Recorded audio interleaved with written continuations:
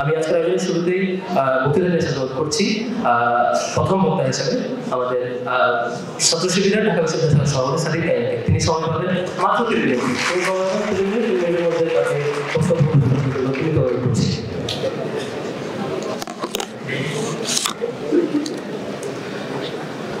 أعوذ بالله من الشيطان الرجيم بسم الله الرحمن الرحيم الحمد لله رب العالمين والعاقبة للمتقين والصلاة والسلام على سيد المرسلين وعلى آله وأصحابه أجمعين জ্ঞান কর্ম নৈতিকতায় আনমনতন ভোর ছড়িয়ে দিলে নৈতিকতার আলো বুঝবে আদার ভোর।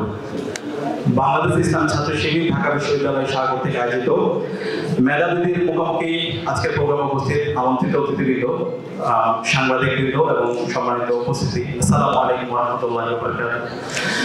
শুকরিয়া জ্ঞাপন করছি মহান আল্লাহ পাক সুবহানাহু ওয়া তাআলা যার অশেষ মেহেরবানিতে আজকে আমরা ফেসিবাদমুক্ত বাংলাদেশে চমৎকার একটি আয়োজন উপস্থিত হতে পেরেছি, আলহামদুলিল্লাহ। লাখ লাখ সালাম করছি বিশ্ব মানবতার মুক্তিযুদ্ধ সরদার কায়নাত বিশ্বনবী হযরত মুহাম্মদ মুস্তাফা সাল্লাল্লাহু আলাইহি সাল্লামের প্রতি যার বিধান প্রতিষ্ঠা করার জন্য আমাদের সব ধরনের করণ প্রচেষ্টা সাল্লাল্লাহু আলাইহি সাল্লাম। শ্রদ্ধার সাথে স্মরণ করছি 24-এর ছাত্র জনতার অভ্যুত্থানের সকল শহীদদের এবং ইসলামিক ছাত্র শিবিরের সকল শহীদদের, আগ্রাসনের বিরুদ্ধে আধিপত্যবাদের বিরুদ্ধে লড়াইয়ের সকল শহীদদের, আল্লাহ পাক সুবহানাহু ওয়া তাআলা সকল শহীদদের জান্নাতুল ফেরদৌসের মেহমান হিসেবে কবুল করুন, আল্লাহুম্মা আমিন। প্রিয় উপস্থিতি, ইসলামিক ছাত্র শিবির সবসময় জবাবদিহিতার মাধ্যমে এবং সত্যতার মাধ্যমে আমরা আমাদের গণপরিষদে থাকতে চাই। ইসলামিক ছাত্র শিবির আমরা আপনাদের স্বতঃস্ফূর্ত আজকে অংশগ্রহণ দেখে আজকে আমাদের অনেক বেশি আনন্দ লাগছে। আজকে আমাদের ঈদের দিনের মতো আনন্দ লাগছে। গত 16 বছরে ইসলামিক ছাত্র শিবিরকে দানব আকারে সমাজের কাছে হাজির করা হয়েছে। শিবির মানে তাকে মারা বৈধ করা হয়েছিল, শিবিরের সব ধরনের অধিকারকে কেড়ে নেওয়া হয়েছিল, যে কারণে জনপরিসরে আমরা আপনাদের সামনে দাঁড়াতে পারিনি। কিন্তু 24-এর ছাত্র জনতার অভ্যুত্থানের মাধ্যমে, আমাদের শহীদদের স্যাক্রিফাইসের মাধ্যমে আজকে আমরা আমাদের কথা বলার অধিকার ফিরে পেয়েছি। আজকে আমরা স্বাধীনভাবে মত প্রকাশ করতে পারছি। আজকে ঢাকা বিশ্ববিদ্যালয়ের টিএসসিতে আমরা আপনাদের সামনে দাঁড়াতে পেরেছি, আলহামদুলিল্লাহ। সেজন্য আমরা শ্রদ্ধার সাথে স্মরণ করছি 24-এর ছাত্র জনতার অভ্যুত্থানের সকল শহীদদের, আল্লাহ পাক সন্তান সকল শহীদদের জান্নাতুল ফেরদৌসের মেহমান হিসেবে কবুল করুন, আল্লাহুম্মা আমিন। প্রিয় উপস্থিতি, আপনারা একটু চিন্তা করুন, এখানে আজকে ঢাকা বিশ্ববিদ্যালয়ের শিক্ষার্থীরা আমরা উপস্থিত আছি।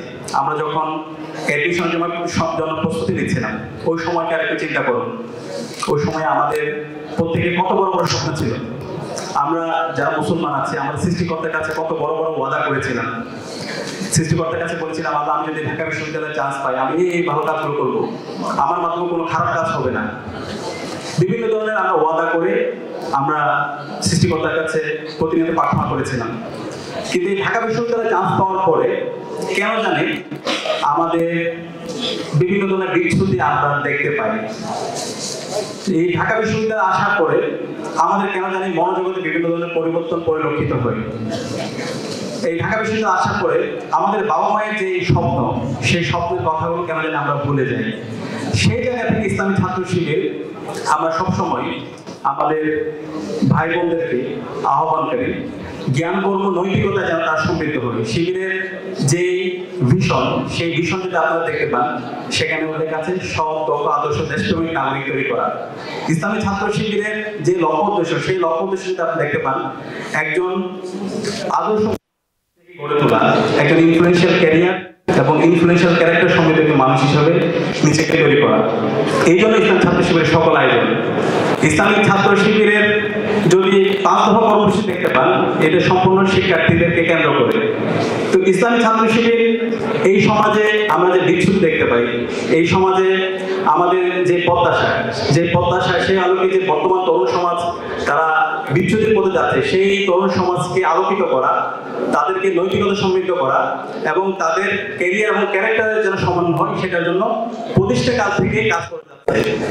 এবং ইসলামী ছাত্র শিবিরের যে সিলেবাস আছে, আপনারা যদি সিলেবাসটা দেখতে পান, এখানে একটা হোলিস্টিক নলেজের সমন্বয় ইসলাম ছাত্র শিবিরের এই সিলেবাসের মধ্যে হয়।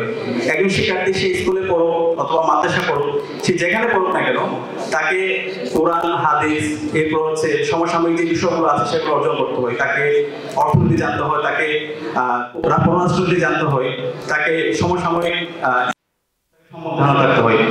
একজন যুবককে রাজনৈতিক সচেতন করা এবং তাকে সব বিষয়ে ইনফর্ম করার জন্য যে যে বিষয়গুলো দরকার সে সব কিছুর সমন্বয় ইসলামী ছাত্র শিবিরের যে সিলেবাস আছে সেই সিলেবাসের মধ্যে সম্মিলিত করে। এবং ইসলামী ছাত্র শিবির একজন যুবককে তার লাইফে যেন ব্যালেন্সিং হয় সেই জন্য সবসময় কাজ করে থাকে। শিবিরের একটা সমৃদ্ধ রিপোর্টিং সিস্টেম আছে, যারা শিবিরের সাথে কানেক্টেড সবাইকে এই রিপোর্টিং এর ব্যবস্থা সবসময় থাকতে হয়।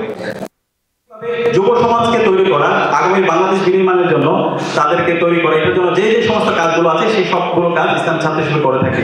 তো আপনাদেরকে আহ্বান থাকে ইসলামী ছাত্র শিবির সম্পর্কে জানবেন, আমাদের ভুলগুলো ধরিয়ে দিবেন এবং আমাদেরকে নিয়ে নির্মূল পর্যালোচনা করবেন। আমাদেরকে নিয়ে যে কোনো ধরনের আলোচনা, সমালোচনা এবং প্রশংসা সবগুলোকে আমরা সাদরে গ্রহণ করতে প্রস্তুত আছি। সবাইকে অসংখ্য ধন্যবাদ। আসসালামু আলাইকুম ওয়া রাহমাতুল্লাহ। অসংখ্য ধন্যবাদ জানাচ্ছি ঢাকা বিশ্ববিদ্যালয়ের শাখা ছাত্র শিবিরের সভাপতি অবসাদী কাইমকে। এবারে বক্তব্য নিয়ে অনুরোধ করছি ঢাকা বিশ্ববিদ্যালয়ের শাখা ছাত্র শিবিরের সাবেক সভাপতি এবং ইসলামী ছাত্র শিবিরের সাবেক কেন্দ্রীয় আন্তর্জাতিক সম্পাদক ডক্টর মির্জা কালিমকে। তিনি সময় পাবেন মাত্র 3 মিনিট।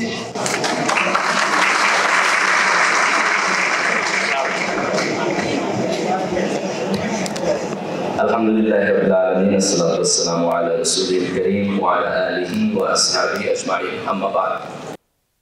প্রথমে ধন্যবাদ জানাই ঢাকা বিশ্ববিদ্যালয় শাখাকে আজকের এই প্রোগ্রাম আয়োজন করার জন্য এবং ঢাকা বিশ্ববিদ্যালয়ের বর্তমান ছাত্র এবং সাবেক ছাত্র এবং ছাত্রী ভাই বোনেরা যারা আজকে অংশগ্রহণ করেছেন তাদের সবাইকে ধন্যবাদ জানাচ্ছি। আমি কথা বলবো বিশ্ববিদ্যালয়ের সাবেক ছাত্র হিসাবে, অফকোর্স সাবেক ছাত্র নেতা হিসাবে, এবং এট দ্য সেম টাইম আমি শিক্ষক, কাজে শিক্ষকতার জায়গা থেকেও। ছাত্র রাজনীতির ফরম্যাট নিয়ে আমি পার্সোনালি কনফ্লিক্টেড। আমার নিজের চিন্তার মধ্যে ডিফারেন্স অফ ওপিনিয়ন আছে।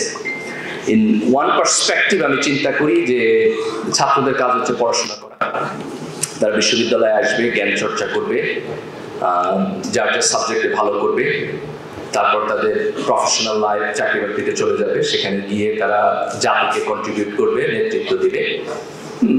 প্রফেশনাল লাইফ থেকে তারা যদি জাতীয় রাজনীতিতে যেতে চায়, যারা অ্যাক্টিভলি পার্টিসিপেট করবে তারা পার্টিসিপেট করবে। কিন্তু বিশ্ববিদ্যালয়ের ছাত্র জীবনে তার প্রাইম টার্গেট হলো পড়াশোনার মধ্য দিয়ে তার যোগ্যতা তৈরি করা। এটা হচ্ছে আমার ওয়ান পার্সপেক্টিভ, এবং এই জায়গা থেকে আমি বিশ্ববিদ্যালয়ের ছাত্র রাজনীতি থাকাই উচিত না বলে মনে করি। But at the same time দুইটা ঘটনা ঘটছে খুব রিসেন্টলি, যেটা আমার চিন্তার জগতের উপর ইম্প্যাক্ট করছে। একটা ঘটনা হলো আমেরিকাতে, যে রিসেন্ট প্যালেস্টাইন ইস্যু, যখন আপনারা দেখেছেন যে প্যালেস্টাইনের সাধারণ জনগণের উপরে যে আগ্রাসন হচ্ছে, আমেরিকার পলিটিশিয়ানরা মোরলেস কম্প্রোমাইজড এই ইস্যুতে। আমি যদি বলি ন্যায় বিচারের জায়গা থেকে এবং পিস এবং শান্তি, বিশ্ব শান্তি, এটাকে প্রিজার্ভ করার জন্য তাদের যে ভূমিকা, সেখানে তারা নিউট্রাল ভূমিকা রাখতে পারে নাই। তাদের civil society better than politician, but is still not perfect. Media এবং সিভিল সোসাইটি কিছুটা ভূমিকা পালন করেছে। কিন্তু আপনারা দেখেছেন সারপ্রাইজিংলি বিভিন্ন বিশ্ববিদ্যালয়, খুব বড় বড় বিশ্ববিদ্যালয়, হাই র্যাঙ্ক বিশ্ববিদ্যালয়, সেখানকার ছাত্ররা, তরুণরা খুব এক্সট্রাঅর্ডিনারি ভূমিকা পালন করেছে, খুব এক্সট্রাঅর্ডিনারি। যেখানে এভরিবডি কম্প্রোমাইজড হয়েছে, সেখানে তারুণ্য দাঁড়ায় গেছে। So this is one event. এবং সেকেন্ড হচ্ছে আমাদের এখানে জুলাই গণঅভ্যুত্থান। আমরা 16 বছরের একটা ফ্যাসিলিটি শাসনের মধ্যে দিয়ে গেছি। আমাদের রাজনৈতিক দল, ইনস্টিটিউশন, রাজনৈতিক আন্দোলন, এই সব কিছু ফেইল করছে একটা ডেমোক্রেটিক সিস্টেম এখানে প্রিজার্ভ করতে। কিন্তু আমাদের তরুণ প্রজন্ম রাস্তায় দাঁড়াইয়া স্যাক্রিফাইস করে, রক্ত দিয়ে, আন্দোলন করে এই সিস্টেমকে পরিবর্তন করছে। তো এই দুটি ঘটনা আমার চিন্তার জগতে খুব প্রচন্ড ইম্প্যাক্ট করছে। যে আমার যে আর্লিয়ার থট প্রসেস, যে আমি মনে করি যে ছাত্ররা পলিটিক্যাল প্রসেস থেকে কমপ্লিটলি বাইরে থাকবে, this to event challenge that notion যে না, যে তরুণ প্রজন্মের ভূমিকার প্রয়োজন আছে। জাতীয় রাজনীতিতে কখনো কখনো এরকম ক্রিটিক্যাল মোমেন্ট তৈরি হয় যেখানে তারুণ্যের প্রয়োজন আছে, যারা এখন পর্যন্ত যথেষ্ট করাপ্ট না, যারা সাহসী, যারা মনে করে যে হিমালয় পর্বত আমি ধাক্কা দিয়ে ফালাই দিতে পারবো। That courage, we need that. Not only for our nation, we need that for the global humanity. তাই না? আজকে সারা দুনিয়াতে যে ক্রাইসিস, সেখানে প্রয়োজন। তো আমি দুইটাকে যদি একসাথে কম্বাইন করি, তো হোয়াট উই নিড যে বিশ্ববিদ্যালয়ের ছাত্রদের এমন একটা পলিটিক্যাল প্রসেস থাকবে যার মধ্য দিয়ে তারা জাতীয় ক্রাইসিসে এবং জাতীয় ইস্যুতে তারা কন্ট্রিবিউশন করবে। That leadership process should be here. But at the same time এইটা রাজনীতি, লেজুর ভিত্তিক রাজনীতি এবং বিশ্ববিদ্যালয় ক্যাম্পাসে আমাদের যে বাজে রাজনীতি, যেখানে সাধারণ ছাত্রদেরকে অপ্রেস করে রাজনীতি করা হয়, সেই মডেলের মধ্যে যেতে পারবে না। আমার পলিটিক্যাল কনসেপ্ট এবং ছাত্র শিবিরের সাবেক ছাত্র নেতা হিসাবে ছাত্র শিবিরের কাছে আমাদের এক্সপেকটেশন সেটা হলো যে ছাত্র শিবির 91 থেকে মোরাললেস ফ্যাসিবাদের আগ পর্যন্ত আমাদের যে পলিটিক্যাল স্টুডেন্ট পলিটিক্যাল যে সিস্টেম, এই সিস্টেম পারফেক্ট ছিল না। তো আমি এক্সপেক্ট করবো ছাত্র শিবির এখানে ফেরত যাবে না। They will not try to do that. বরং জুলাইয়ের গণ অভ্যুত্থানের যে চেতনা সেটিকে ধারণ করে বিশ্ববিদ্যালয় ক্যাম্পাসে একটা পরিশীলিত ছাত্র রাজনীতি তারা করবে। আর এই পরিশীলিত ছাত্র রাজনীতি যদি সম্ভব না হয় তাহলে আমি ছাত্র রাজনীতি বন্ধের পক্ষে। Thank you.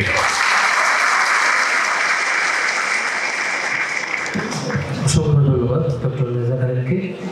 সবাই উপস্থিতি এবারে বক্তব্য নিয়ে অনুরোধ করছি বাংলাদেশ ইসলামী ছাত্র শিবিরের কেন্দ্রীয় সেক্রেটারি জেনারেল জাহিদুল ইসলামকে। এবারে বক্তব্য নিয়ে আসবেন কেন্দ্রীয় সেক্রেটারি জেনারেল জাহিদুল ইসলাম।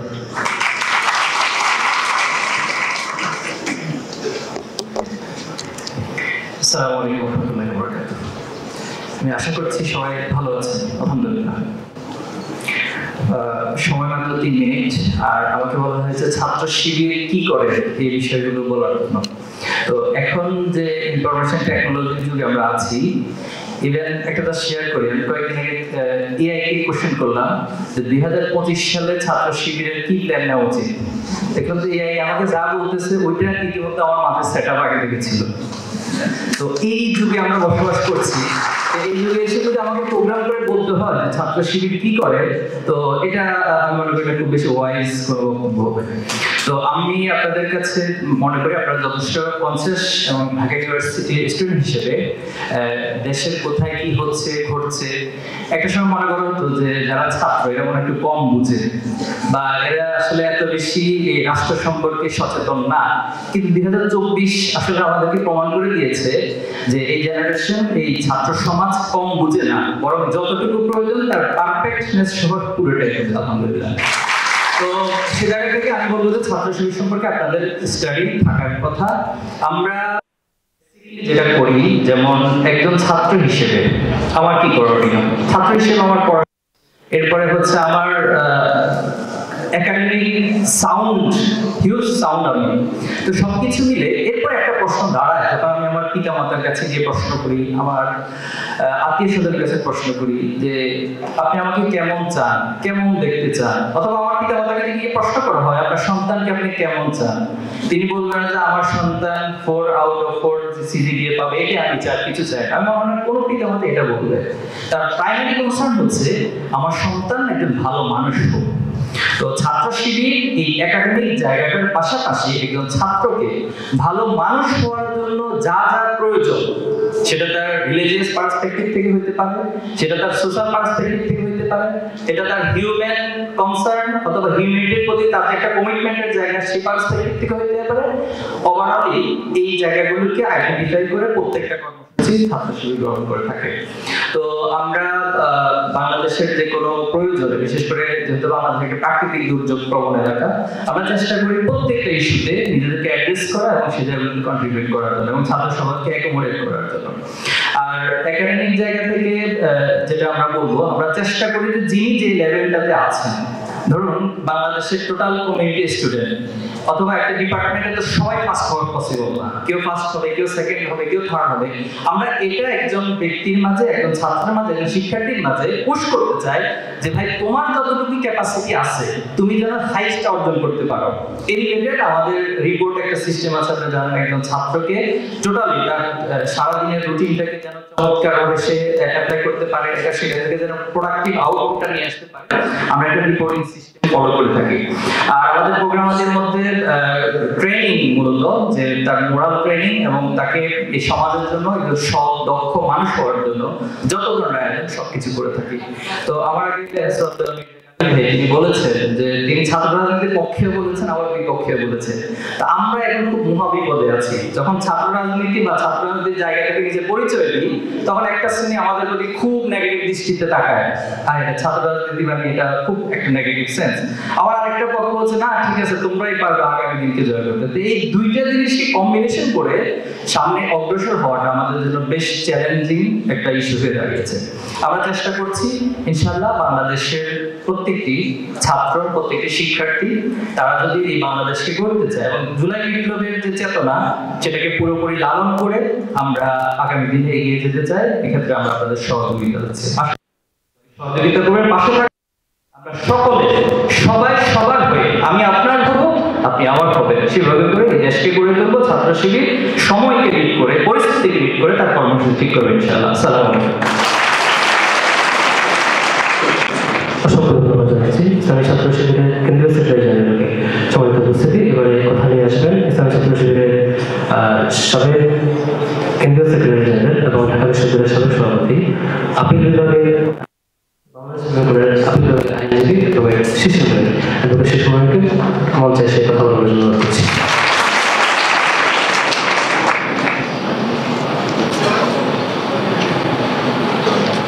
বিসমিল্লাহির রহমানির রহিম। সম্মানিত সভাপতি, DUDS এর সম্মানিত সভাপতি secretary, and the Dhaka University Journalists Association এর সভাপতি সেক্রেটারি এবং ভাই বন্ধুগণ এবং ভাই বোনেরা যারা এখানে হাজির আছেন, আসসালামু আলাইকুম ওয়া রাহমাতুল্লাহি তাআলা ওয়া বারাকাতুহু। So what do we expect from Shibir? We expect from Shibir to produce national and global leaders. We expect from Shibir no legibility.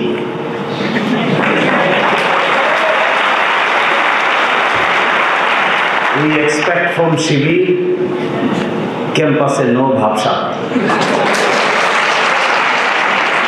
We expect from Shibir to behave like a normal student, not like an abnormal student.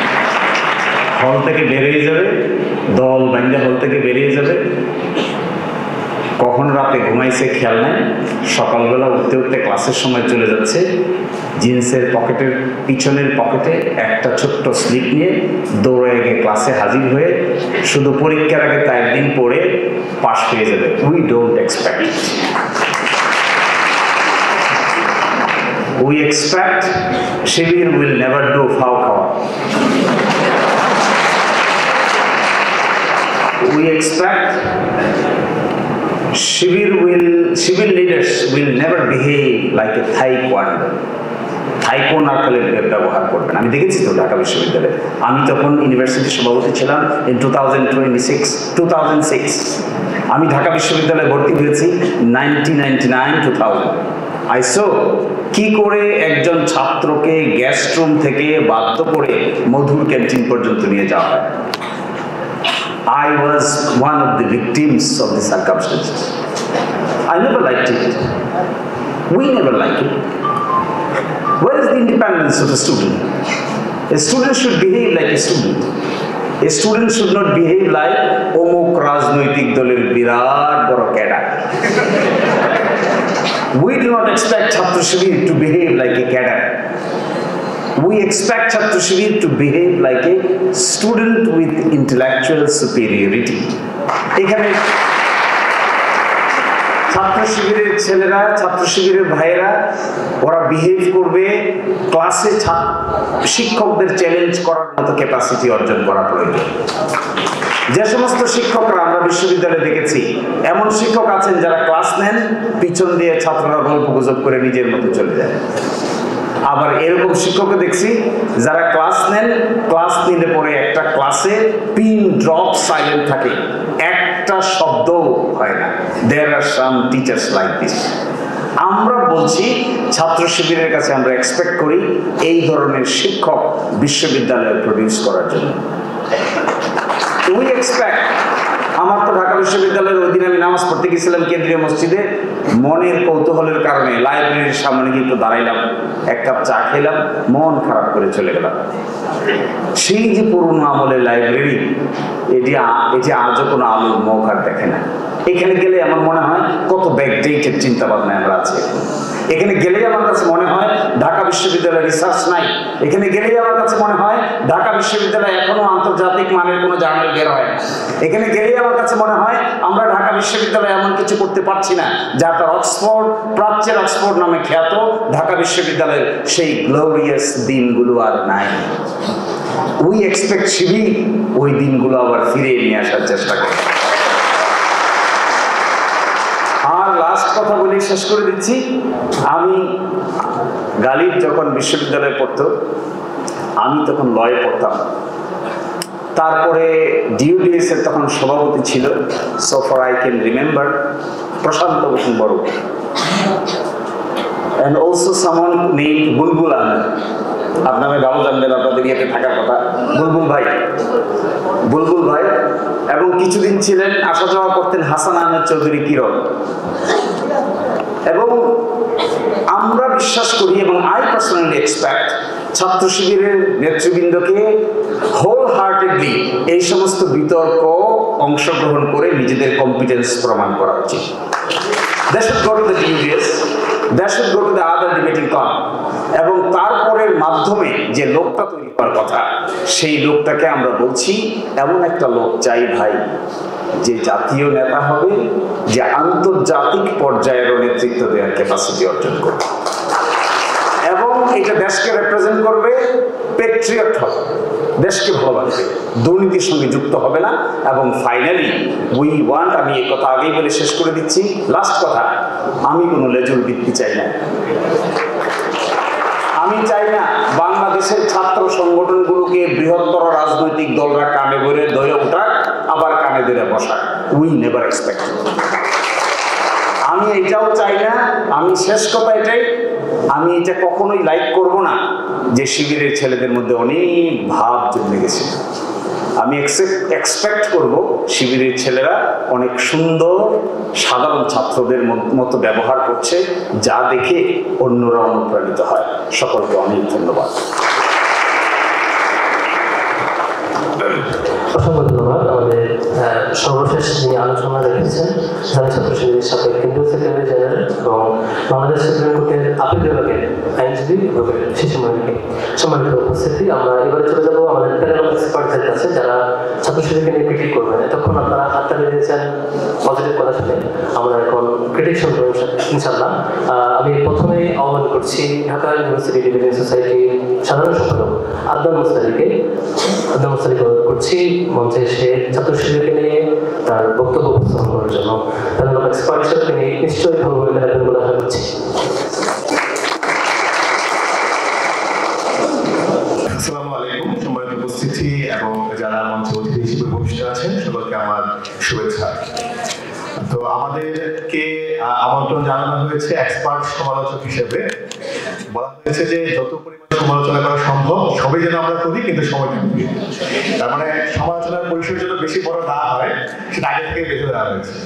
তা আমি দেখে চেষ্টা করবো যে আমি আসলে এই সময়ের মধ্যে কি কি সমালোচনা করতে পারি। একটা জিনিস আমি অবশ্য ব্যক্তিগতভাবে খুব বেশি সমালোচনা করি না, কারণ আমার সমালোচনা করার অভিজ্ঞতা আসলে খুব খারাপ। এর আগেও আমি আরেকটি মঞ্চে আরেকটি দলের সমালোচনা করেছিলাম, তো আমি দেখেছি তারা আসলে সমালোচনাকে ভালোভাবে গ্রহণ করে।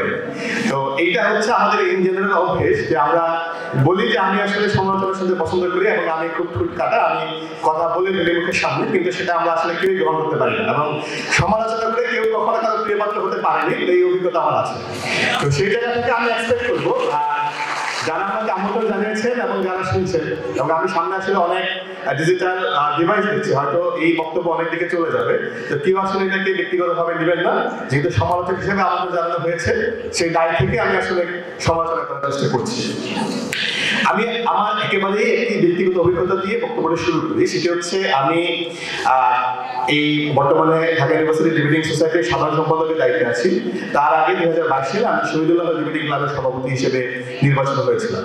তো আমাদের এই ক্লাবের একটা ঐতিহ্য হচ্ছে যেই সভাপতি হিসেবে যারা নির্বাচিত হওয়ার কথা আছে তাদেরকে রিগোরাস বা সাসপেক্টের মধ্যে দিয়ে যেতে হয়, তাদেরকে একটা চেকআপের মধ্যে দিয়ে যেতে হয় যে তাদের অতীতে কোনো শিবিরের সাথে লিঙ্ক আপ আছে কিনা, কোন ভয় থেকে। কারণ এই শহীদুল্লাহ ডিবেটিং ক্লাবের ইতিহাসে একজন সভাপতি ছিলেন যিনি আমার শিবিরের সাথে বেশ ভালোভাবে কানেক্টেড।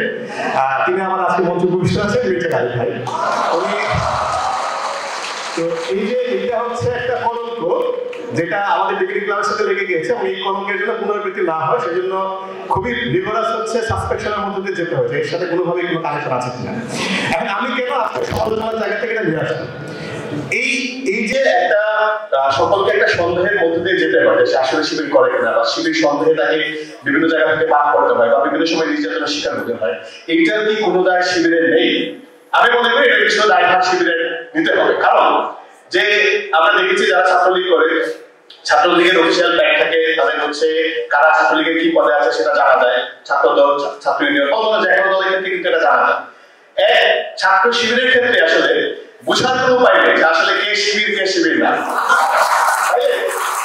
এখন ছাত্র শিবির সবসময় নিজেকে একটা আদর্শিক দল হিসেবে দাবি করে থাকে যে তারা একটা তার আদর্শের উপর ভিত্তি করে একটা দল, তো সেই ক্ষেত্রে তাদের সমস্যাটাকে আদর্শের কিনা এইটা মানুষজন প্রকাশ করতে চায় না যে আমার এই আদর্শটা আমি ধারণ করি, নাকি সমস্যা অন্য কিছু। যদি সমস্যা অন্য কিছু থাকে তাহলে সেটা আসলে শিবির ঠিক কিভাবে অ্যাড্রেস করছে যে যেটা তারা কাটায় উঠতে চায়। আর যদি সেটা অ্যাড্রেস না করে তাহলে আসলে এই লুকোচুরির রাজনীতি দিয়ে তারা রাজনৈতিক ক্ষেত্রে কি কন্ট্রিবিউশন করতে চায়, এটা হচ্ছে আমার সমালোচনার সুযোগ যে সমালোচনা সেটা। এইবার আমি স্বাভাবিকভাবে যেহেতু শিবিরের সমালোচনা করার জন্য বলা হয়েছে, শিবিরের সমালোচনা শুরু হবে কোন জায়গা থেকে? অবশ্যই শিবিরের সমালোচনা শুরু হবে 1971 সাল থেকে। 71 সালে ছাত্র শিবির বলে যে তারা প্রতিষ্ঠিত হয়েছিল 77 সালে, সুতরাং 71 সালের কোনো দায়ভার তাদের নেই, তারা এটা নিতে রাজি না, এবং তাদের স্লোগান হচ্ছে আমরা স্বাধীনতা এনেছি স্বাধীনতার আগে।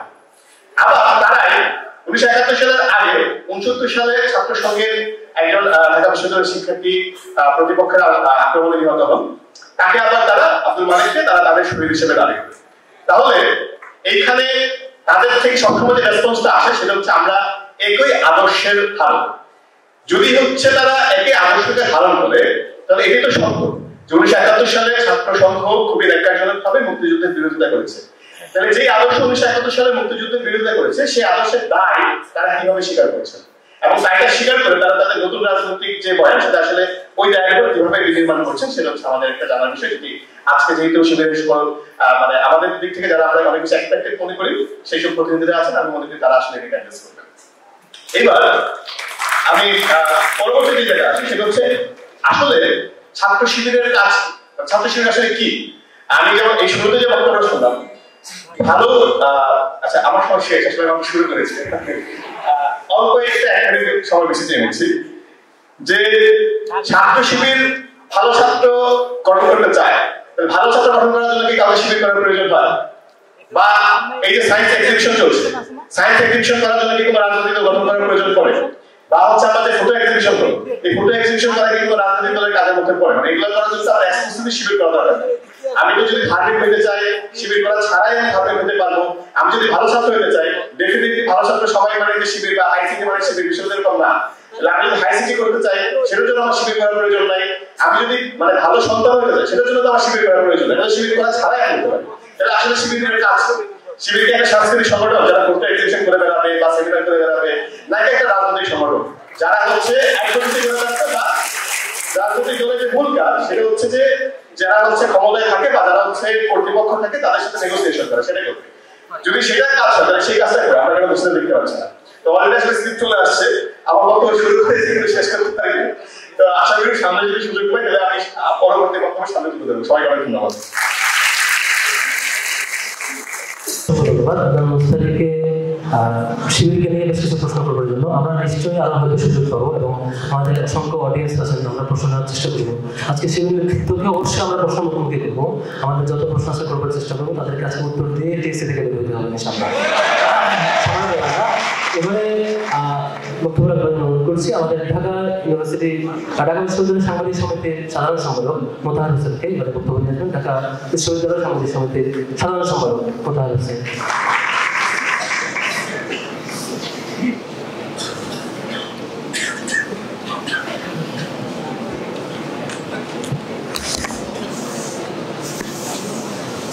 আমি মোতাহার হোসেন, সাধারণ সম্পাদক ঢাকা বিশ্ববিদ্যালয় সাংবাদিক সমিতি। সমাজ যেরকম আমি সরাসরি কিছু কথায় যেতে চাই। শিবিরে যদি প্রথমেই প্রশ্ন আসে তাহলে যে বিষয়গুলো সামনে আসে 71 শিবিরের ভূমিকা, শিবিরের রক্ষাটা নারী নেতৃত্ব, শিবিরের গুপ্তচর রাজনীতির বিষয়। দরকারি খাতিরে যদি ধরে নেই, ৭১-এ শিবির নিরপরাধ ছিল, আলবদর এবং ছাত্র সংঘের সাথে শিবিরের কোনো ধরনের সম্পৃক্ততা ছিল না। ৭১ পরবর্তী সময় কি শিবির নিজেকে কোনো সাধু সংঘ হিসাবে পরিচিতি দিতে পেরেছে, বা তারা তো নিরপরাধ সে বিষয়টি তারা প্রমাণ করতে পেরেছে? শিবির সবসময় যদি ইসলামের সংগঠন হিসাবে পরিচিতি দেয়। আচ্ছা বলুন তো, ইসলামের কোন জায়গায় বলা আছে যে ইসলামে মানুষ হত্যা করা যায়? ইসলামের কোন জায়গায় রক কাটা যায়? ইসলামের কোন জায়গায় বলা আছে জ্বালাও পোড়া করা ইসলামে যায়? আমার মনে হয় বাংলাদেশে ইসলাম ধ্বংসের মূল কারিগর হচ্ছে এই জামাত শিবিরের মতো সংগঠন। আমি যেটা মনে করি, এবং ইসলামটাকে আসলে আপনারা কোন জায়গায় নিয়ে গিয়েছেন? ছাত্রলীগ যদি জয় বাংলা বলে গাড়ি ভাঙচুর করে, তাহলে সেটাকে বলা হয় লড়াই সংগ্রাম আন্দোলন। ছাত্রদল যদি বাংলাদেশ জিন্দাবাদ বলে গাড়ি ভাঙচুর করে, সেটাকে বলা হয় লড়াই সংগ্রাম আন্দোলন। ঠিক তেমনি ছাত্র শিবির যখন নারায়ে তাকবীর আল্লাহু আকবার বলে গাড়ি ভাঙচুর করে, তখন সেটাকে বলা হচ্ছে জঙ্গিবাদ। আমার প্রশ্ন হচ্ছে, সাধারণ মানুষের কাছে আপনাদের এই গ্রহণযোগ্যতা কেন? তারা কেন আপনাদেরকে ভয় পায়? তাদের সাথে আসলে জঙ্গিবাদের সাথে আপনাদের সম্পৃক্ততা কোথায়? আপনাদের আসলে এই বর্তমান সময়ে এই পরিস্থিতি কেন? ইসলামে বলা হয়েছে, বান্দার হক নষ্ট করলে মহান আল্লাহ তাআলা ওই ব্যক্তিকে ততক্ষণ পর্যন্ত ক্ষমা করেন না যতক্ষণ পর্যন্ত ওই অপরাধীকে মহান আল্লাহ তাআলা ওই অপরাধীকে ওই বান্দা ক্ষমা না করেন। আমার প্রশ্ন হচ্ছে, 2009 সাল থেকে 2024 সাল পর্যন্ত আপনারা অসংখ্যবার হরতাল অবরোধ দিয়েছেন। আপনাদের হরতাল অবরোধে অসংখ্য মানুষ মারা গেছে। আপনারা যদি সেটাকে, এবং অসংখ্য গাড়ি আপনারা ভাঙচুর করেছেন, আপনারা যদি সেটাকে নাও করে থাকেন, আপনাদের ঢাকা হরতালে অন্য কেউ গাড়ি ভাঙচুর করছে, যার দায়ভার আপনারা কখনই এড়াতে পারেন না। এবং আমার প্রশ্ন হচ্ছে, ইসলামে বলা হয়েছে কোনো মানুষের ক্ষতি করলে সেই ক্ষতির ক্ষতিপূরণ দিতে হবে, এর সাথে ক্ষমা চাইতে হবে। আপনারা কি এই কাজটি কখনো করেছেন? নাকি বলেন ওই যে বাসলে গাজী নাকি মাসলে গাজী মল্লে শহীদ, সেই মৃত ব্যক্তি বা সেই গাড়িটাকে আপনারা শহীদের মর্যাদা দান করেছেন? আপনারা বলেন যে আপনারা ক্ষমতায় আসলে আপনারা সাধারণ শিক্ষার্থীদের পক্ষে কাজ করবেন। আরে ভাই, আপনারা তো ক্ষমতায় ছিলেন 2001 সাল থেকে 2005 সাল পর্যন্ত, যখন বিএনপি জামাত সরকার ক্ষমতায় ছিল, তখন আপনারা কি করেছেন? আপনারা ক্যাম্পাসে ত্রাসের রাজত্ব কায়েম করছেন। চট্টগ্রাম বিশ্ববিদ্যালয়ে, আপনার রাজশাহী বিশ্ববিদ্যালয়ে আপনারা রক্ত ধরিয়েছেন। চট্টগ্রাম বিশ্ববিদ্যালয় সহ অসংখ্য বিশ্ববিদ্যালয়ে আপনারা দখলে নিয়েছেন। আপনাদের অত্যাচারে অতিষ্ঠ হয়ে অসংখ্য শিক্ষার্থী ক্যাম্পাস ছাড়তে বাধ্য হয়েছে, এবং অসংখ্য, এগুলো আমার মুখের কথা, সব অসংখ্য হেডিং গুগলে সার্চ করলে আপনারা পেয়ে যাবেন। 2009 সালে আওয়ামী লীগ যখন ক্ষমতায় আসে, তখন আপনারা আত্মগোপনে চলে গেলেন, সেখান থেকে আপনারা জ্বালাও পরে রাজনীতি শুরু করলেন। এই জ্বালাপোড়ার দায়িত্ব আমরা বিএনপি, জামাত সরকার সহ অন্যান্য সংগঠনের উপরও দেই। তারপরও শুধুমাত্র রাজশাহী বিশ্ববিদ্যালয়ে আপনারা 2013 সালে 8 জনের পায়ের রক কেটেছেন, যেটা প্রথম আলো রিপোর্ট করছে 29 আগস্ট 2013। আপনারা বলেন আপনারা সাধারণ শিক্ষার্থীদের সংগঠন, অথচ গত 15 বছরে আপনাদেরকে কোথাও খুঁজেও পাওয়া যায় না। আপনারা এই গত 15 বছর বাম ডান লীগ দলের কাঁধে ভর করে চলেছে। আপনারা যেখানে পরজীবী, আপনারা সেখানে সাধারণ শিক্ষার্থীর পক্ষে কেমনে কাজ করবেন? আপনাদের খুঁজেই পাওয়া যায় না। আপনারা বলেন যে সর্বশেষ যে জুলাই বিপ্লব আন্দোলন, সেই আন্দোলনে আপনাদের ভূমিকা ছিল সবচেয়ে বেশি, অথচ আপনাদের কতজন আহত হয়েছে, কতজন নিহত, সেই সংখ্যাটা আপনারা এখন পর্যন্ত প্রকাশ করতে পারেন নাই। আসলে কি আপনাদের অবদান ছিল, নাকি এটা কোনো ফাঁকা আহত? ধন্যবাদ সকলকে।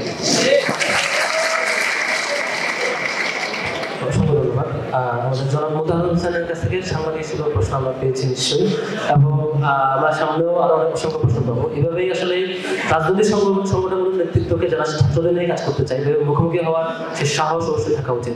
আমি শিবিরকে অবশ্যই ধন্যবাদ জানাবো, তারা আজকে সেই সাহসটি করেছেন, এবং আমরা জানতে চাইবো সেই সম্মানিত উপস্থিতি। এবারে স্কোয়াডের অন্যতম সদস্য যিনি আলোচনা রাখবেন, তিনি হচ্ছেন ঢাকা ইউনিভার্সিটি বিশ্ববিদ্যালয়ের সভাপতি, যিনি বিতার্কিক অঙ্গনের সারা দেশের নেতৃত্ব দিচ্ছেন, আমাদের কল্পিতা গুলদারকে বক্তব্য করছেন। তিনি নিশ্চয়ই শিক্ষার্থী হিসাবে এবং নারী হিসাবে এবং একজন হিন্দু জনগোষ্ঠীর সদস্য হিসেবে অসংখ্য ক্রেডিট তার কাছ থেকে আমি নিশ্চয়ই আশা করবো, আশা করি নিশ্চয়ই সমাধান করবেন। অসংখ্য ধন্যবাদ। আমি শুধুমাত্র ঢাকা বিশ্ববিদ্যালয়ের একজন শিক্ষার্থী হিসেবে কথা বলবো, নারী হিসাবেও না, হিন্দু হিসাবেও না। এই শিক্ষার্থী হিসাবে সবার কাছে যে কথাগুলো বলার, আমাকে যেহেতু সমালোচনার জন্য ডাকা হয়েছে, আমি যেগুলো মনে করি সেটি বলতে চাই। প্রথম যে সমালোচনাটি আমি করেছিলাম, একদম আমাকে যখন ডাকা হয়েছিল তখন, এটি কি শুধু আমাকে ইউডিএস এর সভাপতি এই জন্য ডাকা হচ্ছে, নাকি আপনারা একটা প্যানেল দেখাতে চান যে এই প্যানেলটা একটা লিবারেল প্যানেল হিসেবে আপনারা সামনে আনতে চান, যেখানে একজন নারীও থাকবে, একজন হিন্দুও থাকবে। আমার সাধারণ সম্পাদক যখন কথা বললেন, তিনি ছাত্র সংঘ নিয়ে যে আলাপটি দিলেন, আমি এই আলাপটি নিয়ে সমালোচনা শুরু করছি। আমি একটু এক্সটেন্ড করব। দেখেন, 1972-এর যে সংবিধান, সেই সংবিধানের 38 নম্বর ধারা অনুযায়ী এটি বলা হয়েছিল যে ধর্মের ভিত্তিতে কোনো রাজনীতি করা হবে না। সেই সময় ধর্মের ভিত্তিতে রাজনীতি করার কারণে ছাত্র শিবির বিলোপ সাধন হলো। এর আগে কি দেখা গেল, 71-এর পূর্ববর্তী অবস্থায় তারা ছাত্র সংঘ নামে রাজনীতি করত, এবং সেই সময় কিন্তু তারা এই যে আলবদর বা আমরা যেসব বাহিনীকে দেখেছি প্রকাশ্যে মুক্তিযুদ্ধের বিরোধিতা করেছে, এবং যারা 14ই ডিসেম্বরের মতো বুদ্ধিজীবী হত্যার সাথে জড়িত সম্পৃক্ত, তাদের দোষর। এর পরবর্তীতে দেখা গেল যেহেতু 72-এ আর ধর্মভিত্তিক রাজনীতি করাটি গেল না, পরবর্তীতে আবার 76 সালে যখন তৎকালীন রাষ্ট্রপতি এই 38 ধারা বাতিল করলেন, তারা 77-এ এসে নতুন করে ছাত্র শিবির নামে সংগঠনটি তার কার্যক্রম শুরু করলো। এখন বিষয় হচ্ছে, বর্তমানে এই একই টেন্ডেন্সি আমরা বিগত ফ্যাসিস্ট আমলেও দেখেছিলাম। বিজিবি হত্যার পরে বর্ডার গার্ড নাম হয়ে গেল বিজিবি, অর্থাৎ নাম পরিবর্তনের সাথে সাথে কি আপনাদের আদর্শ পরিবর্তন হয় কিনা আমরা দেখেছি। বিষয়টা কিন্তু এমন না, এই জন্য এখন সমালোচনা হচ্ছে। তাহলে আপনাদের সেই সময়কার সমালোচনাটা কি আপনারা এইভাবে জবাব দেন যে আমাদের তো আসলে সেই সময় জন্মই হয়নি, আমার প্রতিষ্ঠাই হয়েছে বাংলাদেশ রাষ্ট্র তৈরি হওয়ার পরে, বিষয়টি আসলে সত্য না, আপনার জিনিসটা আড়াল করে কৌশলে এড়িয়ে যান। আপনাদের এইখানে মতামত কি হবে পুরো মুক্তিযুদ্ধের সময় অথবা 14 ডিসেম্বরে আপনাদের যে ভূমিকা, সেটির জবাব আপনাদের এখান থেকে দিয়ে বের হতে হবে। দ্বিতীয়ত যে জায়গাটা, সময় 1-2 মিনিট অলরেডি শেষ, আরেকটা জায়গাতে নিব। আমরা সবসময় এই জিনিসটি দেখেছি যে আপনি যখন কোনো কিছু নিয়ে রাজনীতি করেন, আপনি যখন সেই রাজনৈতিক প্রতিহিংসার শিকার হন, সেটিকে রাজনৈতিক প্রতিহিংসা হিসেবে রূপ দেওয়া হয়, কিন্তু শিবিরের সাথে যে সংস্কৃতিটা, সেটি দেখা যায় যে ধর্মীয় প্রতিহিংসা হিসেবে নিয়ে যাওয়া হয়। এখন শিবিরের উপর হামলা হলেই ধর্মীয় প্রতিহিংসার যে নামকরণ ব্যবহার করা হয়, কারণ আপনারা ধর্মকে ব্যবহার করে রাজনীতি করেন। এখন আপনাদের কাছে এই ব্যাপারটি থাকে, এই প্রতিহিংসাকে ধর্মের প্রতিহিংসা না নিয়ে রাজনৈতিক প্রতিহিংসায় নিয়ে আসা, কারণ যতক্ষণ না পর্যন্ত আপনি এই দুইটা জিনিসকে আলাদা করছেন, আপনাদের মধ্যে থেকে এই জিনিসটি আমরা সাধারণ শিক্ষার্থী হিসেবে বুঝতে পারি না আমরা আসলে সেখানে কি রক্ষা করতে গিয়েছি। আমি আমার রাজনৈতিক অধিকার রক্ষা করতে গিয়েছি না আমি আমার ধর্মীয় অধিকার রক্ষা করতে গিয়েছি। দুটি কমপ্লিটলি আলাদা, এবং দুটি যখন আলাদা থাকে তখন সেই ব্যানারে যাওয়াটা আমার জন্য অনেক বেশি সহজ হয়ে যায়। এবং আরো একটা জিনিস, সেটি হচ্ছে আমি যখন কথা বলি, এখনো আপনাদের একটা কমিটি প্রকাশ হয়েছে, তারপরে আমি যখন ক্যাম্পাসে কথা বলি আমি আসলে বুঝি না আমি কার সাথে কথা বলছি, কেন কথা বলছি, কারণ আমার সামনে মানুষটির রাজনৈতিক পরিচয় কি, আপনাদের পূর্ণ কমিটিটি কেন আপনারা প্রকাশ করেন। এতদিন তো সময় ছিল ফ্যাসিস্ট হাসিনা আপনাদের অত্যাচার করবে, এখন তো সেই সময়টি নেই, তাহলে এখনো কেন আপনারা সেই পূর্ণাঙ্গ সব জায়গার, আপনার ঢাকার মধ্যে যতগুলো জায়গা আছে, উত্তর পূর্ব সিটি কর্পোরেশন, পুরো বাংলাদেশে এই কমিটি আপনারা দিচ্ছেন না। আপনাদের এই গুপ্ত রাজনীতির কারণটি আসলে কি, যেই জন্য আপনারা যদি গুপ্তই থাকেন তাহলে সাধারণ শিক্ষার্থী আপনাদের সাথে কানেক্টেড কেন ফিল করবে, কোন ম্যান্ডেটে ফিল করবে, এই প্রশ্নের জবাবটি আপনাদের দিয়ে যেতে হবে। এবং আমরা যারা জুলাই বিপ্লবে গিয়েছিলাম, জুলাই বিপ্লব কিন্তু কখনো এমনটি ছিল না যে এটি কোনো একটা গোষ্ঠী। এখন দেখা যাচ্ছে কি, জুলাই বিপ্লবের পরবর্তী সময়ে আপনারা 9 দফা বলেন বা যে কোনো আন্দোলনে এই যে ক্রেডিটটা আস্তে আস্তে নিজেদের দিকে নিয়ে নেওয়ার যে টেন্ডেন্সিটা, সাধারণ শিক্ষার্থী থেকে আচ্ছা 9 দফার কারিগর তাহলে এরা, কিন্তু বিষয় হচ্ছে যে 9 দফার পুরো বাস্তবায়নটা এই যে ম্যাথ মানুষ না থাকলে তো হতো না, ম্যাথ মানুষ থেকে শুধু একটা গোষ্ঠীর দিকে টেনে নেওয়া, যখন একটা গোষ্ঠী টেনে নেওয়া শুরু করলো তখন আমরা দেখলাম যে এখানে আরো অনেকগুলো রাজনৈতিক সংঘাত সৃষ্টি হয়ে গেল। সংঘাতটা কিরকম, সব গোষ্ঠী এবার নিজেদের কোন জায়গাটা আছে সেটা নিয়ে টানাটানি শুরু করলো। আলটিমেটলি যার ফলাফল বললো আমার জুলাই বিপ্লবের উপর, জুলাই বিপ্লব এখন কার সেটি নিয়ে চলে গেল। এই ধরনের কোশ্চেন তো কখনো এরাই হওয়ার কথাই ছিল না। কেন কথা ছিল না, কারণ জুলাই বিপ্লবের ম্যান্ডেটটি ছিল একটা সাধারণ মানুষের।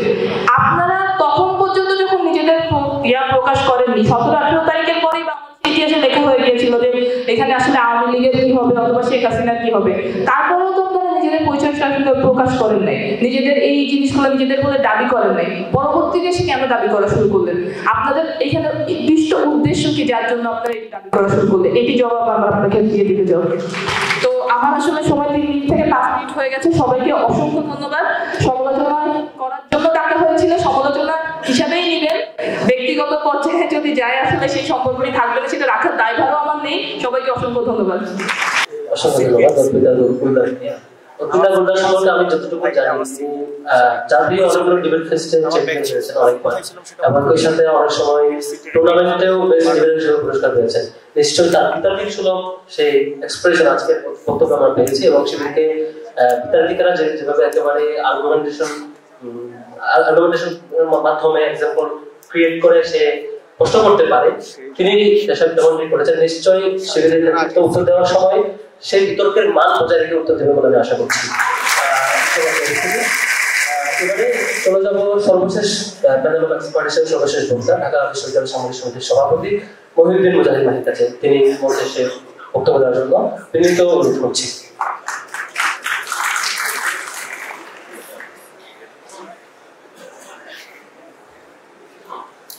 ধন্যবাদ জানাচ্ছি। আমি সময় স্বল্প, আমি কাউকে অ্যাড্রেস করতে পারছি না, সবাইকে ধন্যবাদ জানাচ্ছি।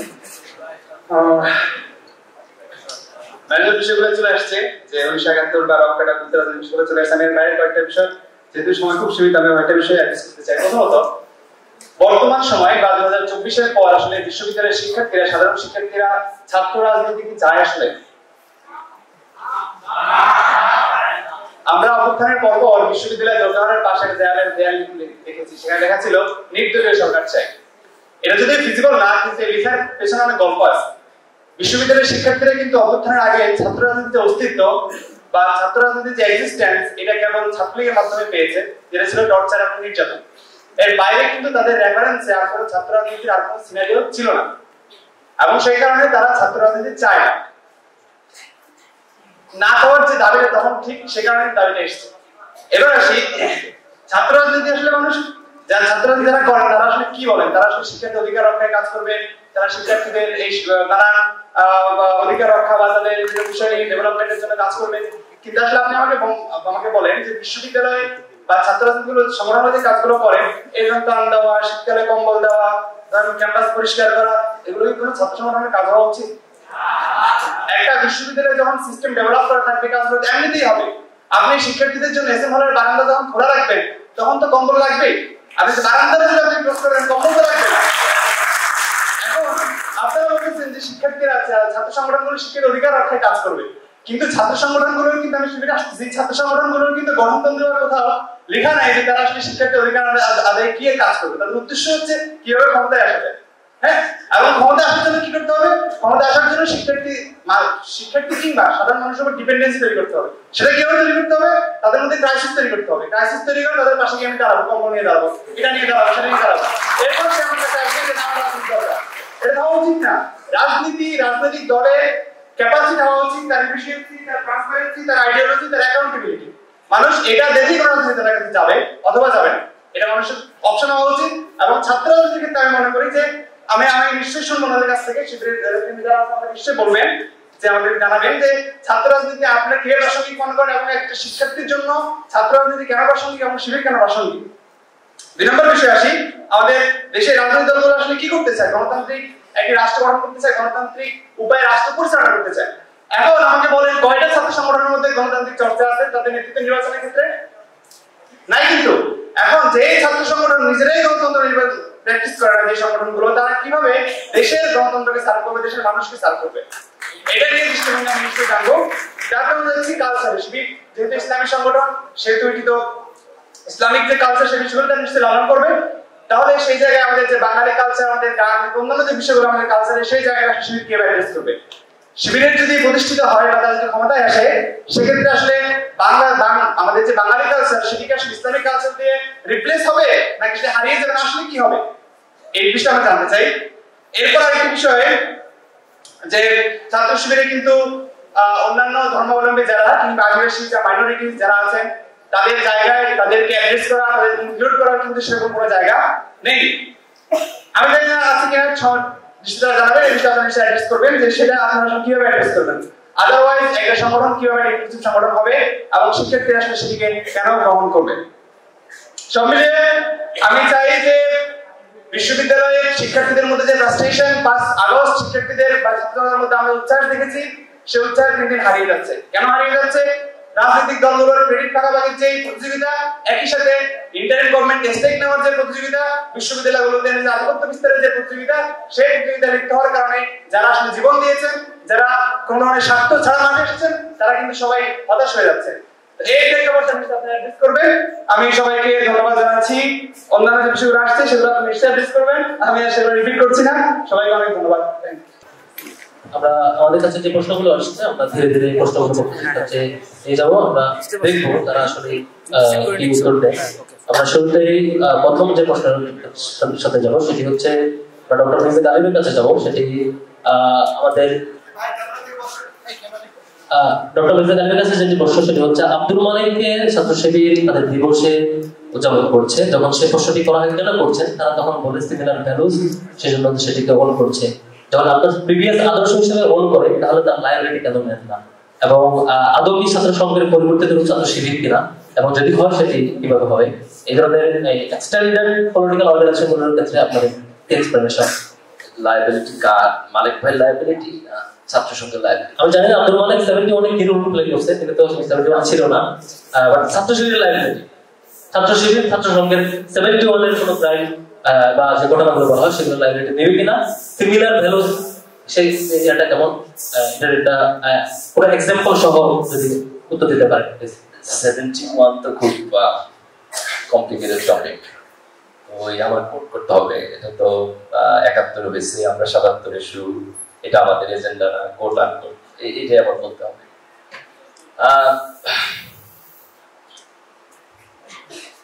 Should I ask this?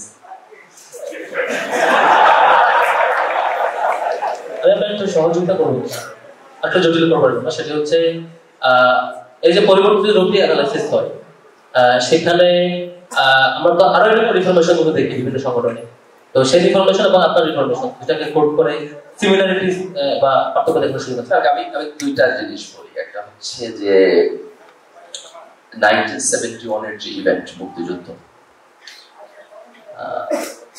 কেন হয়েছে, কোন কনটেক্সটে হয়েছে, কিভাবে হয়েছে, মুক্তিযুদ্ধের কারা নেতৃত্ব দিচ্ছে, মুক্তিযুদ্ধের কারা বিরোধিতা করছে, কেন করছে, কোন স্কেলে এখানে জেনোসাইড হয়েছে, জেনোসাইডের রেসপন্সিবিলিটি কার, এই প্রশ্নগুলো অত্যন্ত কমপ্লিকেটেড। যারা হিস্ট্রি স্টুডেন্ট অথবা যারা সোশ্যাল সায়েন্স স্টুডেন্ট, যারা একাডেমিক্স, তারা এটা বুঝবেন যে পৃথিবীর যে কোনো কনফ্লিক্টকে আমি যদি একটা ট্রুথ লেন্স দিয়ে দেখতে চাই, তাহলে এখানে ট্রুথটা সবসময় মনোলিথিক না, খুব স্ট্রেট ফরওয়ার্ড না। মনোলিথিক হলো হিস্ট্রির পলিটিক্যাল ভার্সন। এটা সাধারণত সবাই করে, বিজয়ীরা ইতিহাস লেখে, তাই না? আপনি আমেরিকান হিস্ট্রি যদি নেটিভ আমেরিকানদের দৃষ্টিতে পড়েন, তাহলে আপনি দেখবেন যে হিস্ট্রি একরকম।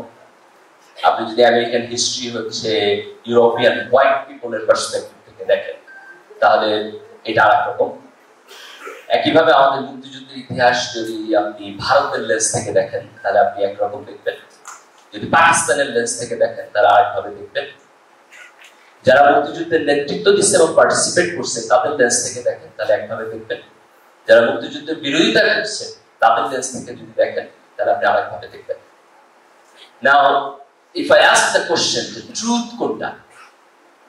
This is a very, very complicated question. Very, very complicated question. আমি আনবায়াসড মাইন্ডে এখানে ট্রুথ কোনটা এটার উত্তর দেওয়াটা অত্যন্ত কঠিন কাজ।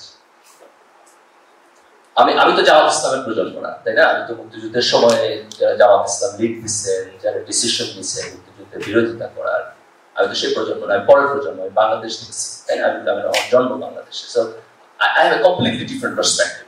প্রশ্নটা অন্য জায়গায়, আমি coming to that. I have a completely different perspective.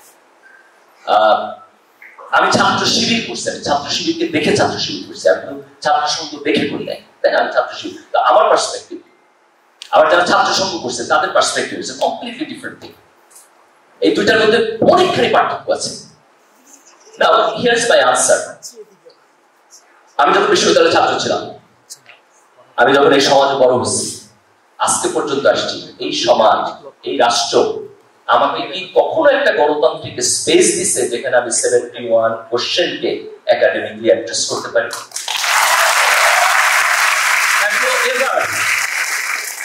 কখনো তো দেওয়া হয়নি। সবচেয়ে বড় স্টেট স্পন্সর্ড প্রজেক্ট ছিল ট্রাইব্যুনাল। ট্রাইব্যুনালকে ন্যায় বিচার হয়।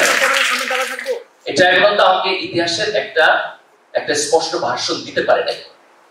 So here's my answer. ছাত্র ট্রাইব্যুনাল একাত্তর ন্যায় বিচার হয় না, এটা ন্যায় বিচার হয় না। শিশির ভাই ভালো বলতে পারবে। আমি কনক্লুশন করি, তারপর শিশির ভাই যাক। So here's my question.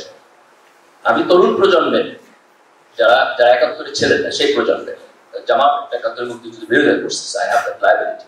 আমি তরুণ প্রজন্মের যারা একাত্তরে ছিলাম না, I am interested to address the 71 question. আমি ডিসকাশন শুরু করতে চাই আমার পার্টির মধ্যে। আমি ডিসকাশন শুরু করতে চাই আমার হিস্টোরির যে ম্যাটেরিয়াল আছে সেগুলো নিয়ে। কিন্তু I need a democratic space. If you give me a democratic space, I will start the discussion. And after finishing the discussion within my party, I'll give you the answer. এতে যে প্রশ্নটা আসছে সেটা হচ্ছে ছাত্র সংঘের কিছু লোকেরা হয়তো শিবিরের সাথে ছিল কিনা, থাকলে অন্যভাবে প্রশ্ন করি, কংগ্রেস ছিল, কংগ্রেস থেকে মুসলিম লীগ আসছে। আমি তো স্ট্রেট ফরওয়ার্ড উত্তর দিতেছি যে এখানে প্যারেন্ট পার্টি ছিল জামাত ইসলাম, স্টুডেন্ট অর্গানাইজেশন ছিল ছাত্র সংঘ, তাই না? 1971 মুক্তিযুদ্ধ থেকে টার্মোলের মধ্যে দিয়েছে, it's a very complicated issue. Then Jamaat Islami হিসেবে কন্ট্রিবিউট করছে, ছাত্র সংঘ হিসেবে কন্ট্রিবিউট করে, সে শিবির হিসেবে কন্ট্রিবিউট করছে, তাই না?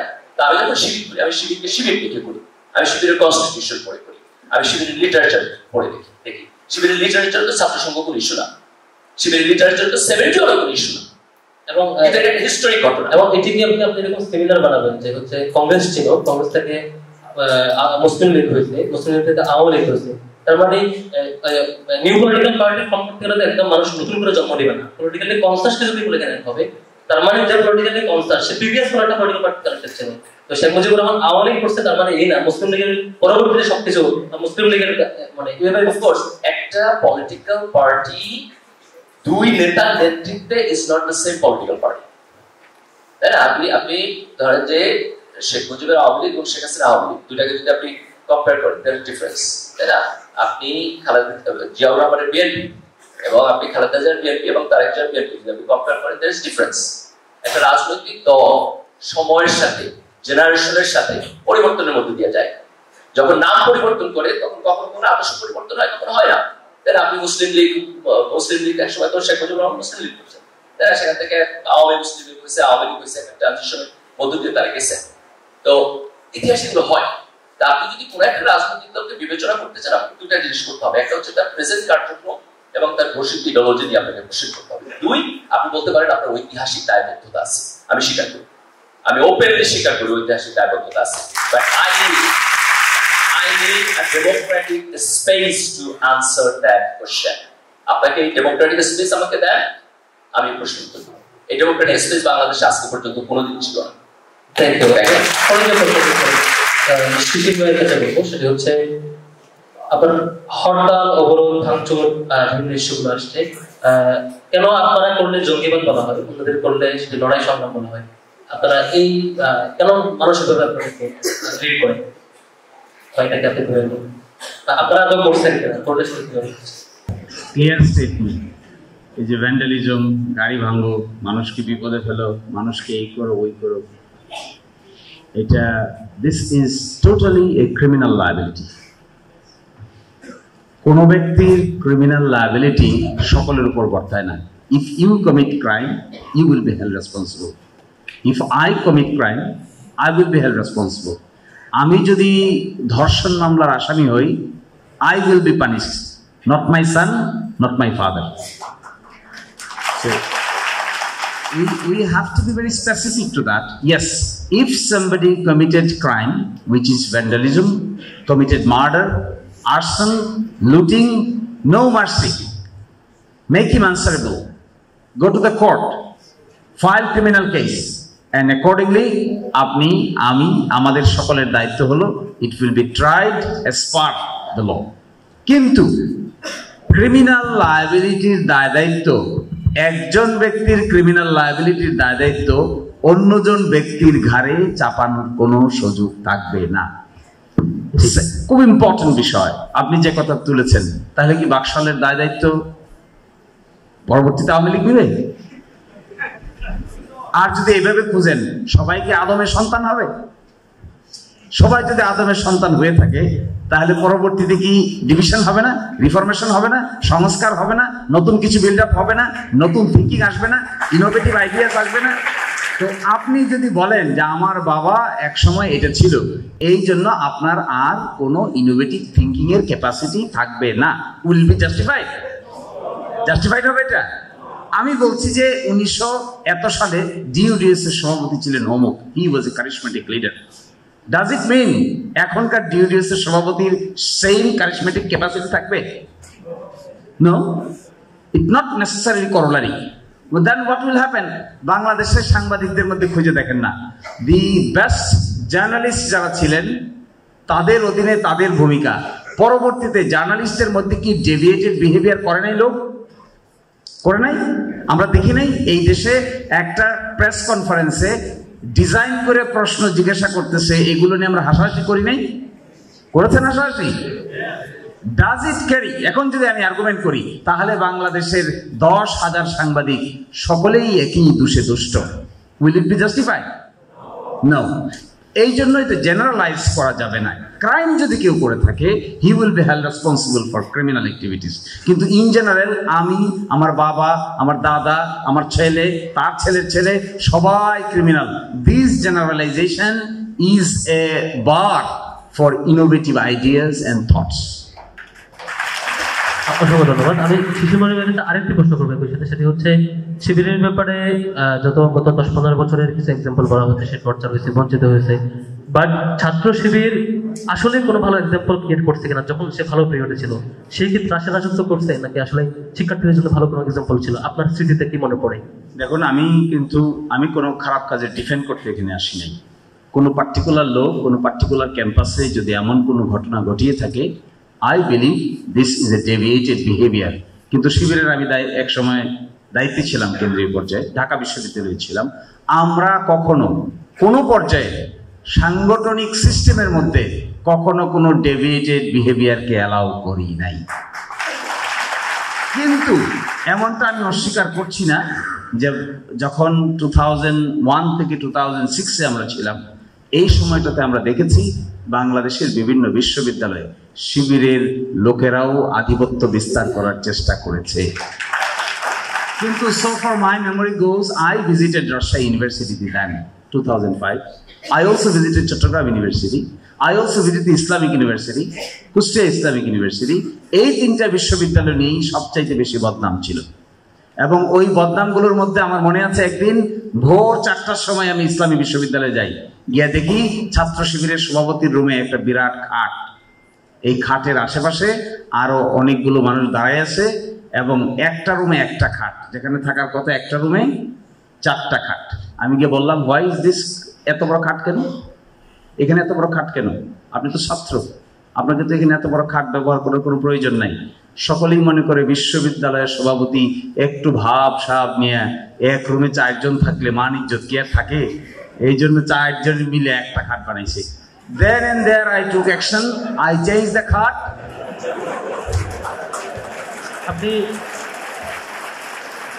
And the university সভাপতি became a very ordinary student. পরের দিন আমাকে অবশ্যই ইউনিটে মেনে নিতে পারেন নাই, মেনে নিয়ে আমরা প্রশ্ন করেছেন, আপনি কি কামড়াই না করলেন? আমি কিন্তু অস্বীকার করছি না। I'm saying this type of deviated behavior was there, but we never allow as a policy. শিবিরের স্ট্রেংথটা কোথায়? শিবিরের স্ট্রেংথটা হলো এটা, যখন শিবিরের এই ডেভিয়েটেড বিহেভিয়ার আলোচনা হয় তখন এখানে ডেভিয়েটেড বিহেভিয়ার যেই করেন না কেন, যত পর্যায়ে নেতাই করেন না কেন, ওই ডেভিয়েটেড বিহেভিয়ার নিয়ে আপনি বেশি দূর টিকতে পারবেন না। অসংখ্য ধন্যবাদ। আমরা এরপরে যাচ্ছি জাহিদ ভাইয়ের কাছে। জাহিদ ভাই, সংগঠনের ব্যাপারে, শিবিরের ব্যাপারে যে প্রশ্নগুলো আসছে, গুপ্ত সংগঠন, আপনারা কমিটিগুলো এখনো ওপেন করেন, আপনারা কি বাংলাদেশের এখনো সবগুলো কমিটি গোপন রেখেছেন? ঢাকা মহানগরের কমিটির ব্যাপারে আলাপ আসছে, আসলে সংগঠনের এখন কোন অবস্থা আছে সারা বাংলাদেশে, একটু বলবেন কিনা? জি, ধন্যবাদ জানাচ্ছি। ছাত্র শিবির তো আমাদের আগের প্রজন্মের ভাইয়েরা তো বলেছেন আগের প্রজন্মকে কিভাবে করে ওনারা সেই সময় রান করেছেন। তো প্রত্যেকটা জিনিসের আসলে এইভাবে প্রজন্মের একটা স্টেপ বাই স্টেপ থাকে, সময়টাকে উপলব্ধি করে সেই আলোকে ডিসিশন নেন। যেমন শিশির ভাই বলেছেন, তিনি যখন ইসলামী বিশ্ববিদ্যালয়ের ঘটনাটা চমৎকার, তো সেই আলোকে উনি সেখানকার ডিসিশনটা দিয়ে এসেছিলেন। তো গত 15 বছর একটা ছাত্র সংগঠনের উপর যে পরিমাণ নির্যাতন হয়েছে, অনেকগুলো কেস আপনারা জানেন, এগুলো বলে আসলে সময় নষ্ট করার দরকার। আবরার ফাহাদের মতো আপনাদের পাশে ক্যাম্পাস বুয়েটে, তো শিবির সন্দেহ মানে এত বেশি এটাকে রিড করা হয়েছে, সন্দেহ করে পিটে মেরে ফেলা যাবে, এটা একটা সার্টিফিকেশন। শিবির সন্দেহ মানে পিটে মেরে ফেলা যাবে। আপনাদের ঢাকা ইউনিভার্সিটির ক্যাম্পাসে অসংখ্য ঘটনার সাক্ষী আমি মনে করি আপনারা এখানে আছেন, এখানে যারা আছেন অনেক সাক্ষী আছেন এই ঘটনাগুলোর। এরপর আমাদের এই 5ই আগস্টের পরবর্তী যে বাংলাদেশ, এর আসলে অনেক ইমোশনাল অনেকগুলো বিষয় আছে। তো সেই 5ই আগস্ট পরবর্তী বাংলাদেশে এখন আমাদেরকে প্রশ্ন করা হয় যে আপনারা কি গুপ্ত? এত বড় একটা নির্যাতিত, এত বড় একটা ভিকটিম সংগঠনের উপর এই শব্দগুলো আরোপ করা, আমি জানি না এটা মানবতার কোন লেভেল থেকে এই প্রশ্নগুলো বা এই জিনিসগুলো আমাদের মনের মধ্যে আসে। আজকে ছাত্র শিবিরের এই প্রোগ্রাম কি প্রমাণ করে ছাত্র শিবির গুপ্ত কোনো বিষয়? ছাত্র শিবিরের সায়েন্স ফেস্ট কি প্রমাণ করে ছাত্র শিবির গুপ্ত কোনো বিষয়? তো আমাদের সেই 77 সাল থেকে প্রত্যেক বছর কেন্দ্রীয় সভা থেকে শুরু করে একবার ইউনিট পর্যন্ত প্রত্যেকটা সেট আপই হয়েছে। তো এমন হতো কিনা যে আমরা এই 15 বছরে আমাদের একেবারে ঢাকঢোল পিটে সবার কাছে বলতাম, ঢাকা ইউনিভার্সিটিতে এসে ছাত্রলীগ সহ সবার কাছে মিডিয়াতে একটা আমরা কনফারেন্স করে বলে দিতাম যে এই হলো 15 জন, এই 20 জন শিবির করেন, এবার আপনারা যা ভালো মনে করেন, যেটা যে এখন একটা জায়গা।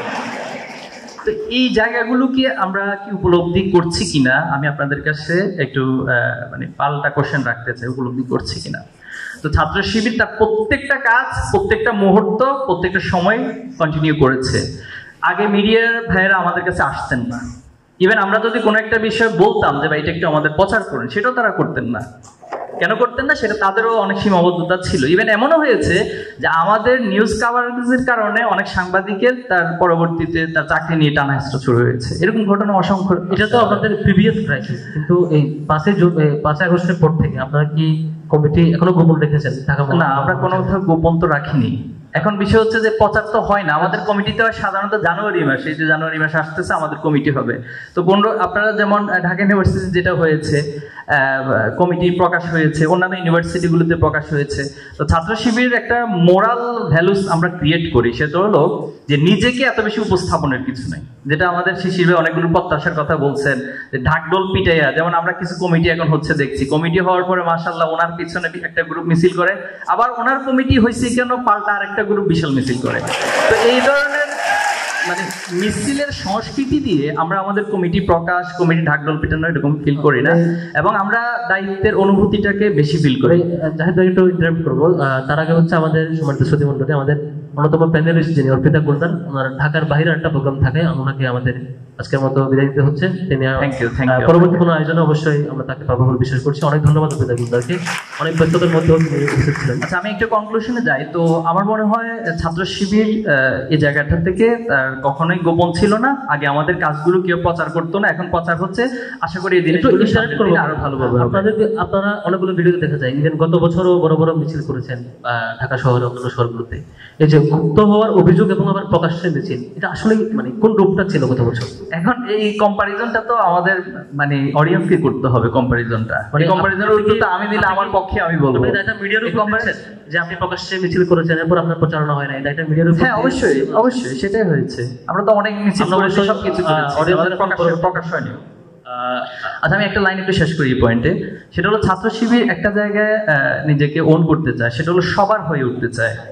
তো যেমন হয়তো একটা প্রশ্ন আসছে যে শিবির অমুককে শিবির মনে হয়, অমুককে শিবির। এখন ভালো কাজ করলে যদি শিবির মনে হয় তাহলে আমি মনে করি এটা কোনো প্রবলেম না, এটা হচ্ছে আমার চিন্তার প্রবলেম।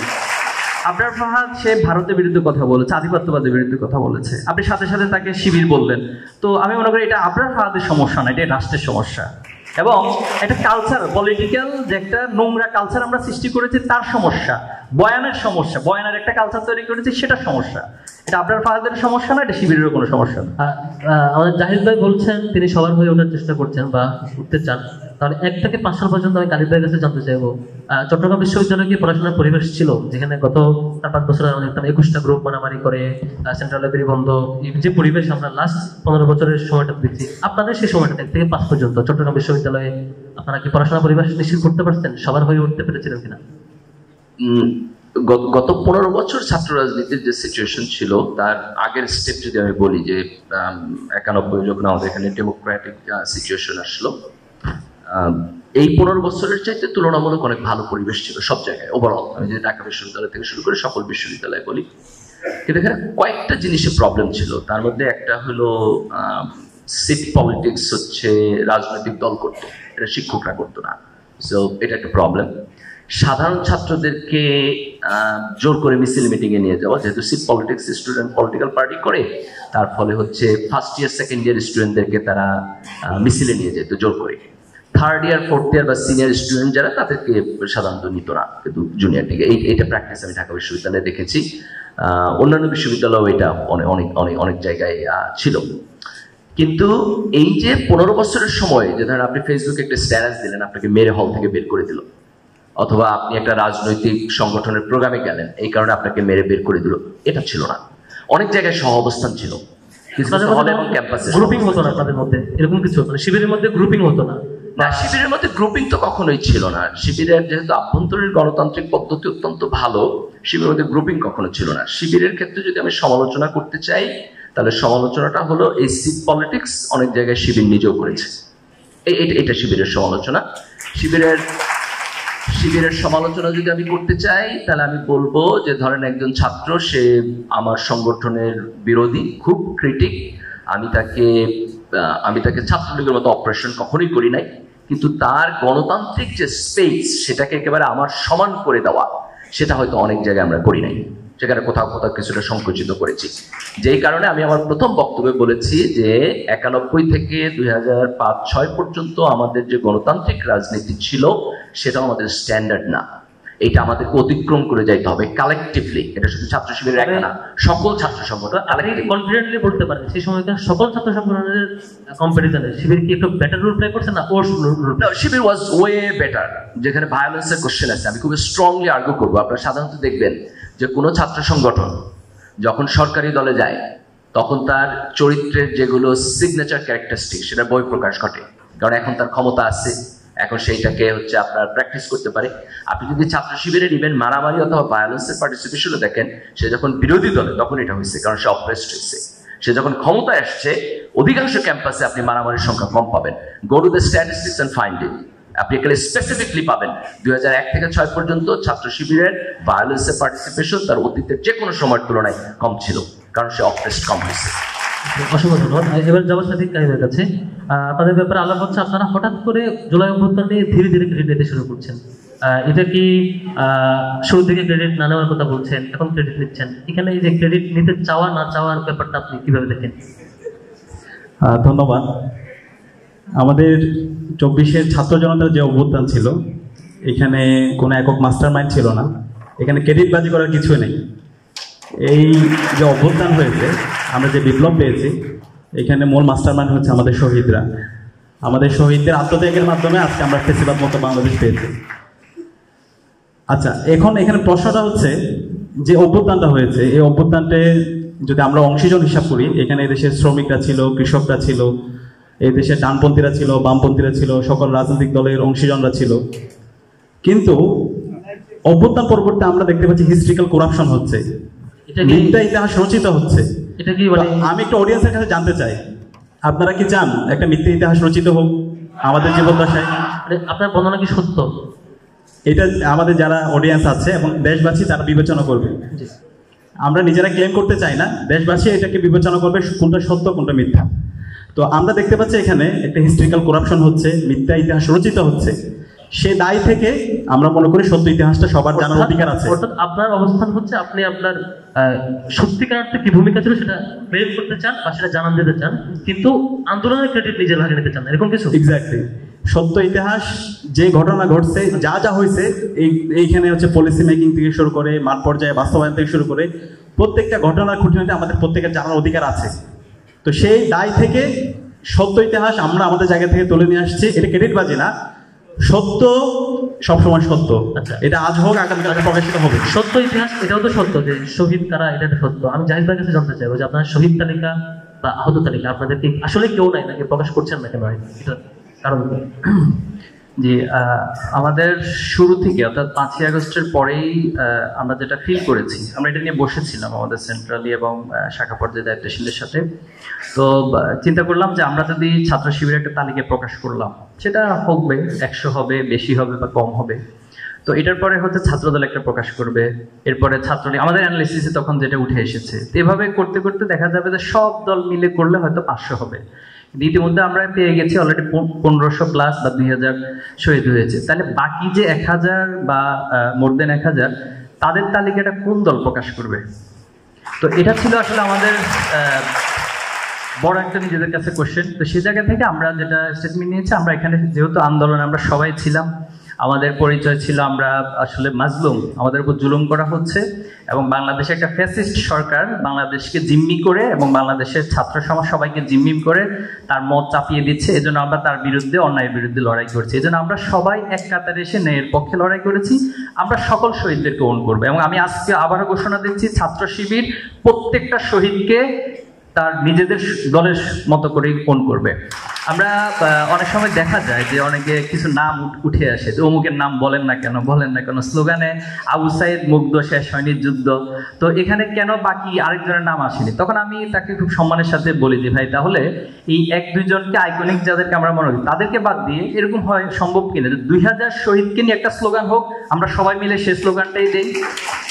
তো এই জায়গাগুলো থেকে আসলে আমরা আপনারা যেন বিভাজন তৈরি না হয়, দলীয় ক্রেডিট এবং দলীয় বিভাজন, এবং অতীতে যেটা হয়েছে যে শহীদদেরকে নিয়ে লাশ নিয়ে রাজনীতি, এটা আমরা কোনোভাবে সম্পূর্ণ প্রশ্ন। আপনারা এটা শুধু মৌখিকভাবে না, শহীদদেরকে অন করার জন্য গত 3-4 মাস আসলে কিছু করছেন। আমি সর্বপ্রথম যেটা বলবো, এটা নিজের, এটা বললে আবার বলবেন যে আপনারা ক্রেডিট দাবি করছেন। আমাদের তো শিক্ষার্থীদের অবশ্য জানার অধিকার, শেষ করে জি, জানার অধিকারটা হচ্ছে যেটা আমাদের সাদিক কায়েম অলরেডি বলেছে, ছাত্র শিবির সর্বপ্রথম, যেটা কোনো মানবাধিকার সংগঠন পারেনি, বাংলাদেশের রাষ্ট্র পারেনি, ইন্টারিম গভর্নমেন্ট পারেনি, শহীদদের তালিকা করা। এই তালিকাটা ছাত্র শিবির ধরে ধরে ধরে ধরে এই তালিকাটা করেছে। ফার্স্ট এই তালিকা ছাত্র শিবির করেছে। আপনাকে তালিকা করে এটা ক্রেডিট দাবি করা হলো কিনা আবার পরে আবার আমাদের নিশ্চয় আপনি তালিকা করে কি শেষ করে দিয়েছেন নাকি আপনার সকল শহীদদের খোঁজ খবর নেওয়া করে? আমরা 5ই আগস্টের পরে, আপনারা এখনো ডকুমেন্টেশন আছে, আমরা সপ্তাহব্যাপী কর্মসূচি দিয়েছিলাম যে গায়েবানা জানাজা এবং প্রত্যেকটা শহীদের পরিবার, তাদের কবর জিয়ারত, তাদের সাথে সাক্ষাৎ করা, এবং সেটা আমরা এখনো কর্মসূচি অব্যাহত রেখেছি। আপনাকে জাস্ট একটা উদাহরণ দিই। তো ছাত্র দলের একজন শহীদ আছে, তিনি মাগুরাতে কয়েকদিন আগে ওনার সন্তান ভূমিষ্ঠ হয়েছে, আপনারা জেনে থাকবেন।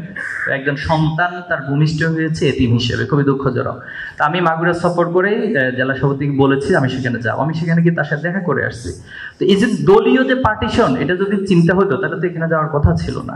ইভেন আমি নিজে পার্সোনালি আমার কথাই বলছি, এবং আমাদের সকলকে শাখা পর্যায়ে এই স্টেটমেন্ট দেওয়া হয়েছে এবং সরকারকে এই নির্দেশনা দেওয়া হয়েছে যে যার এলাকায়, যার শাখার মধ্যে, যার প্রতিষ্ঠানে যে শহীদগুলো আছে, আপনারা সবাইকে একান্ত নিজেদের শহীদ মনে করে ওন করবেন এবং শহীদ পরিবারের পাশে দাঁড়াবেন।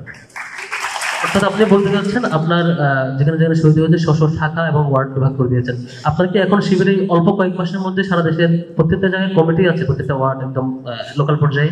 জি, আমাদের কমিটি আছে। মানে এটা কিভাবে সম্ভব হলো যে এত বছর টর্চারের মধ্যে আপনারা কমিটি কন্টিনিউ করছেন? এটা কি হঠাৎ করে এখন দিয়েছেন নাকি কত সময় বেসিসে কমিটিগুলো? এটা তো আমি আমার আগের উত্তরে বলেছি যে 77 সাল থেকে আজকে দিন পর্যন্ত প্রত্যেকটা সময় যতগুলো কমিটি ছাত্র শিবিরে সেটা কন্টিনিউ ছিল। আচ্ছা, আগামী বিশ্ববিদ্যালয়তে 5ই আগস্টের আগে আপনারা ছিলেন, রাইট? Sure sure. তার আগে ছিল গালিব ভাইরা ছিল, শিওর, কখনো তো মিস হয় না। অর্থাৎ ছাত্র শিবির এই সময়টা তো একদম লোকাল পর্যায়ে পর্যন্ত তার কমিটি কন্টিনিউ করেছে। সেই কমিটিতে ফাংশন করে আপনারা শহীদদেরকে ওন করতে চান এবং করতে চান। জি, অসংখ্য ধন্যবাদ। আমি গালিব ভাইয়ের কাছে যাবো। আচ্ছা, কমিটি নিয়ে যেহেতু আলাপ হচ্ছে, আমি ফরহাদ সাহেবের সাথে একটু আলাপ করতে চাই। আরে আমাদের শিবিরের রাজনীতি একটু বোঝা দরকার।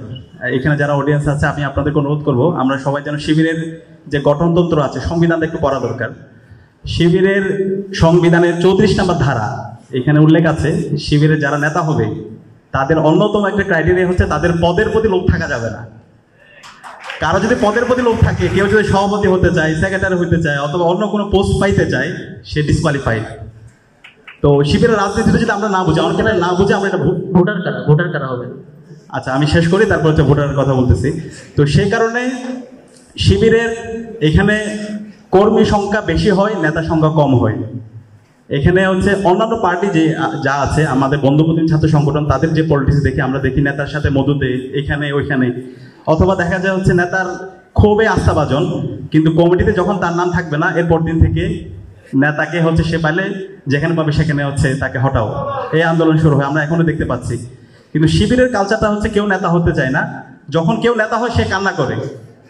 আপনারা শিবিরের সেট আপগুলো যদি দেখেন, এখানে কেউ নেতা হতে চায় না, আপনি একটা বোঝা বা ভারী হিসেবে দেখেন। হ্যাঁ, তো এখানে কর্মী হিসেবে থাকতে আশ্বস্ত তারা হচ্ছে ফিল করে। এবং শিবিরের যে নির্বাচন প্রক্রিয়ার কথা বলেছেন, শিবিরের প্রত্যেকটা স্তরে এটা বাংলাদেশের ছাত্র রাজনীতিতে একটি গুরুত্বপূর্ণ একটা, আমরা এটাকে প্রাউড ফিল করতে পারি। শিবিরের প্রতি বছর নির্ধারিত সময়ে নির্বাচন হয় এবং এই নির্বাচনে শিবিরের জনশক্তিরা তাদের নেতা নির্বাচন করে থাকে। আপনাদের সারা দেশের কমিটি দেন, যদি আমি ধরি জানুয়ারিতে শুরু করবেন, ঠিক কতদিন সময় লাগে আপনাদের সারা দেশের কমিটি দিতে? আমাদের আপনারা জানেন আগামী 31শে ডিসেম্বর শিবিরের কেন্দ্রীয় সদস্য সম্মেলন, কেন্দ্রীয় সদস্য সম্মেলনের মাধ্যমে শিবিরের কেন্দ্রীয় সভাপতি এবং সেক্রেটারি নির্বাচন এবং মনোনীত হবে। এরপরে 2 সপ্তাহের মধ্যে সারা দেশের আমাদের 144টি ইউনিট আছে, 144টি ইউনিটের সব সেট আপ সম্পন্ন হবে আমরা আশা করছি। একদম সবগুলো, হ্যাঁ সবগুলো আমাদের নিঃসন্দেহে একটি অসাধারণ যে ছাত্র সংগঠন 1 সপ্তাহের মধ্যে 2 সপ্তাহের মধ্যে সারা দেশের সকল কমিটি অ্যানাউন্স করতে পারবে, নিশ্চয়ই ভালো এক্সাম্পল। আমি যাবো আমাদের গালিব ভাইয়ের কাছে, সেটি হচ্ছে শিবির যতই ভালো কাজ করুক না কেন, প্রশ্নটা হচ্ছে বিশ্ববিদ্যালয় যখন তার নিজস্ব অথরিটি সে যেমন প্রশ্ন করলেন যে আমার যদি অ্যাসেম্বল সে বারান্দায় না থাকে ভিতরে থাকে, তো আমার কম্বল দেওয়া লাগে না, অধিকারের জন্য কাজ করতে হয় না। তো ছাত্র রাজনীতির আদৌ কোনো প্রয়োজনীয়তা আছে কিনা, থাকলে গেলে শিবির কতটুকু করে দেবেন, কেন দরকার? এইখানে একটা লজিক্যাল ফ্যালাসি আছে। যেমন ধরেন, আমি আর্গু করতে পারি যে আমার যদি জ্ঞান অর্জন করতে হয় তাহলে বিশ্ববিদ্যালয়ে আদৌ আসার প্রয়োজন আছে কিনা। তো তারপরে তো আমরা বিশ্ববিদ্যালয়ে এসে পড়াশোনা করি, তাই না? যারা প্রাতিষ্ঠানিকভাবে পড়াশোনা করে না তারা সবাই তো আর রবীন্দ্রনাথ হয় না।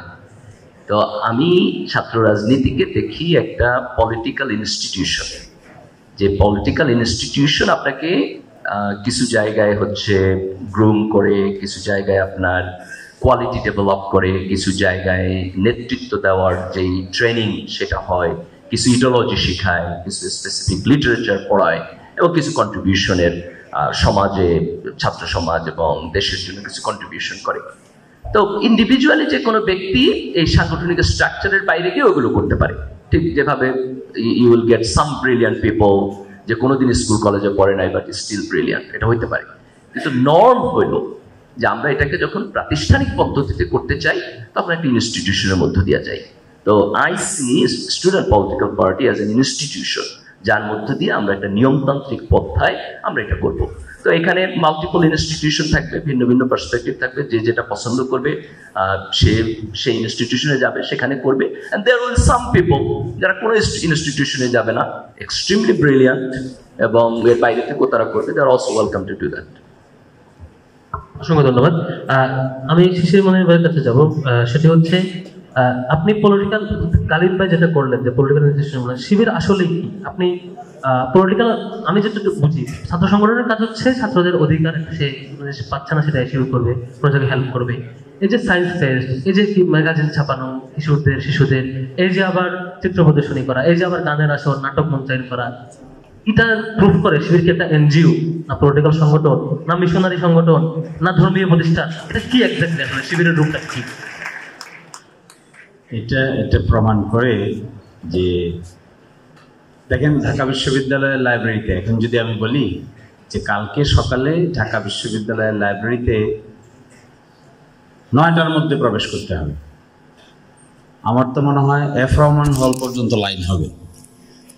এখান থেকে শুরু করে এফ রহমান হল, নীলক্ষেত পর্যন্ত লাইন হওয়ার পরেও একজন আরেকজনের জন্য অপেক্ষা করবে যে কে সিট ছেড়ে যাবে আর কে বসবে।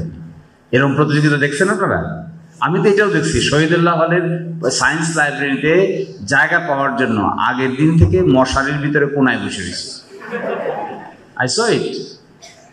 কেন এটা?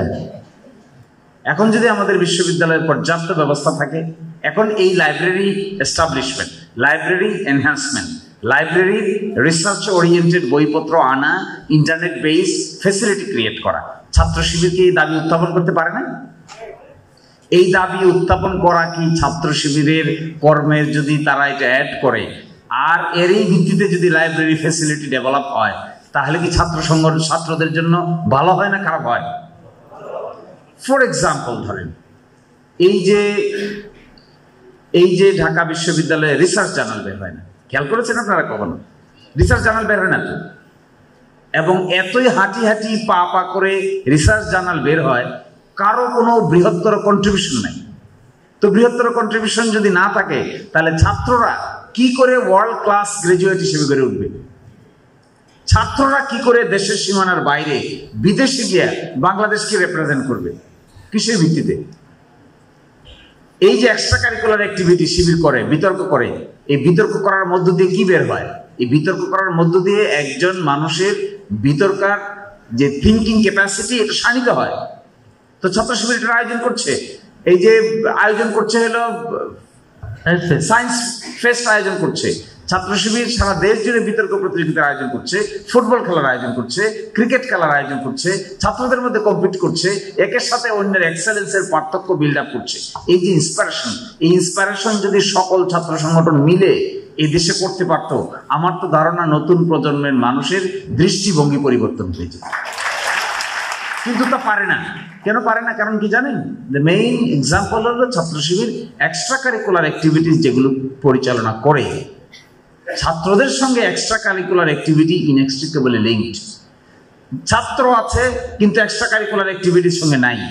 এরকম ছাত্ররা, আপনারা যদি কেউ অক্সফোর্ডে, কেমব্রিজে, ইয়েলে যান, আমি এক সময় আমেরিকাতে গিয়ে ইচ্ছে করে 10টা আইভি লিগ ইউনিভার্সিটি ঘুরে ঘুরে দেখলাম যে এরা কি করে। এখানে তো ছাত্র পলিটিক্স নাই, কাজটা কি করে? কিন্তু দেখা গেছে এক ইয়েল ইউনিভার্সিটি থেকে আমেরিকার যে কয়জন প্রেসিডেন্ট হয়েছে, শুধুমাত্র ইয়েল ইউনিভার্সিটির ছাত্র ছিল, এইরকম প্রেসিডেন্ট হয়েছে 7 জন। এবং বড় করে একটা ডিবেটিং ক্লাব আছে, এই ডিবেটিং ক্লাবের কোনায় বড় করে তাদের সিনারিওটা একের পর এক ছবি, একের পর এক ছবি, কার পরে কে, কার পরে কে, কার পরে কে, মনে যেন হয় ওই বিশ্ববিদ্যালয় মনে হয় প্রেসিডেন্ট বানানোর জন্যই তৈরি হয়েছিল। It's such a character. কিন্তু আমরা এই কর্মকাণ্ড ভুলে আমরা কোথায় আছি জানেন? আমরা হলো ওই সিট দখল করি। আর কোথায় আছি? কে সিটের উপরে থাকবে, কে সিটের নিচে থাকবে। আমার তো মনে হয় ঢাকা বিশ্ববিদ্যালয়ের সকল হলকে যদি আবাসিক হলে রূপান্তরিত করা যেত পরিপূর্ণভাবে ছাত্রদের, তাহলে ট্র্যাডিশনাল ছাত্র রাজনীতি থাকতোই না। আমরা এক সময় একটা উদ্যোগ নিয়েছিলাম, আমার মনে আছে 2005 সালে আমরা একটা সেমিনারের আয়োজন করেছিলাম। সেমিনারের আয়োজন করে একটা দাবি দিয়েছিলাম যে ঢাকা বিশ্ববিদ্যালয়ের এই আবাসন সিস্টেমকে সারা জীবনের জন্য দূর করে দেওয়া হোক। এবং দেখবেন ওখানে দেখলাম কেউ কেউ তখন প্রতিবাদ করছিল।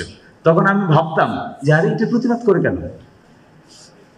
একজন ছাত্রের জন্য একটা সিট থাকবে, কিন্তু এই লোক প্রতিবাদ করে কেন?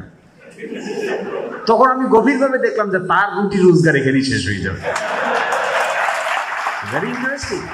অথচ ঢাকা, আমি তো আমার ধারণা, আমি যদি ঢাকা বিশ্ববিদ্যালয়ের ভিসি হতাম, কোনোদিন সুযোগ পাইতাম, আমি যদি শিক্ষামন্ত্রী হই, ঢাকা বিশ্ববিদ্যালয়ে 50টা মাল্টি স্টোরিড হল বানিয়ে দিতাম। একজন ছাত্র পাইতেন না যে কানে ধরে হলে থাকতে হবে সিটে, এই জন্য অমুক ভাই জিন্দাবাদ, তমুক ভাই মুর্দাবাদ বলবে, একজনও পাবে না। কারণ এটা this is not the expectation. তখন কি শিবির বেশি বেনিফিটেড হবে এরকম পরিবেশ থাকবে? অবশ্যই তখনও শিবির রেলেভেন্ট থাকবে। কারণ কি? তখন শিবির বিতর্ক করবে, তখনও শিবির রেলেভেন্ট থাকবে। কারণ তখন শিবির রিসার্চ পেপার পাবলিকেশন কম্পিটিশন চালাবে, তখনও শিবির রিলেভেন্ট থাকবে। কারণ লাইব্রেরিতে পৃথিবীর বিখ্যাত বইগুলো নিয়ে বই পড়া কম্পিটিশন চালু করবে। এইগুলো অন্য কারোর জন্য চালু করা একটা সহজ না। তাহলে শিবির কি পলিটিক্যাল সংগঠন না সবকিছুর একটা প্যাকেজ? হ্যাঁ, তাহলে শিবির কি? শিবির হলো একটা এমন একটা ইনস্টিটিউশনাল মেকানিজম, যে মেকানিজম ওই যে আপনি র মেটেরিয়াল ঢোকাবেন, শেষ দিকে সাবান হয়ে বের হবে। আপনি একদিকে ঢোকাবেন চর্বি, চর্বির শেষ মাথা কি? সাবান।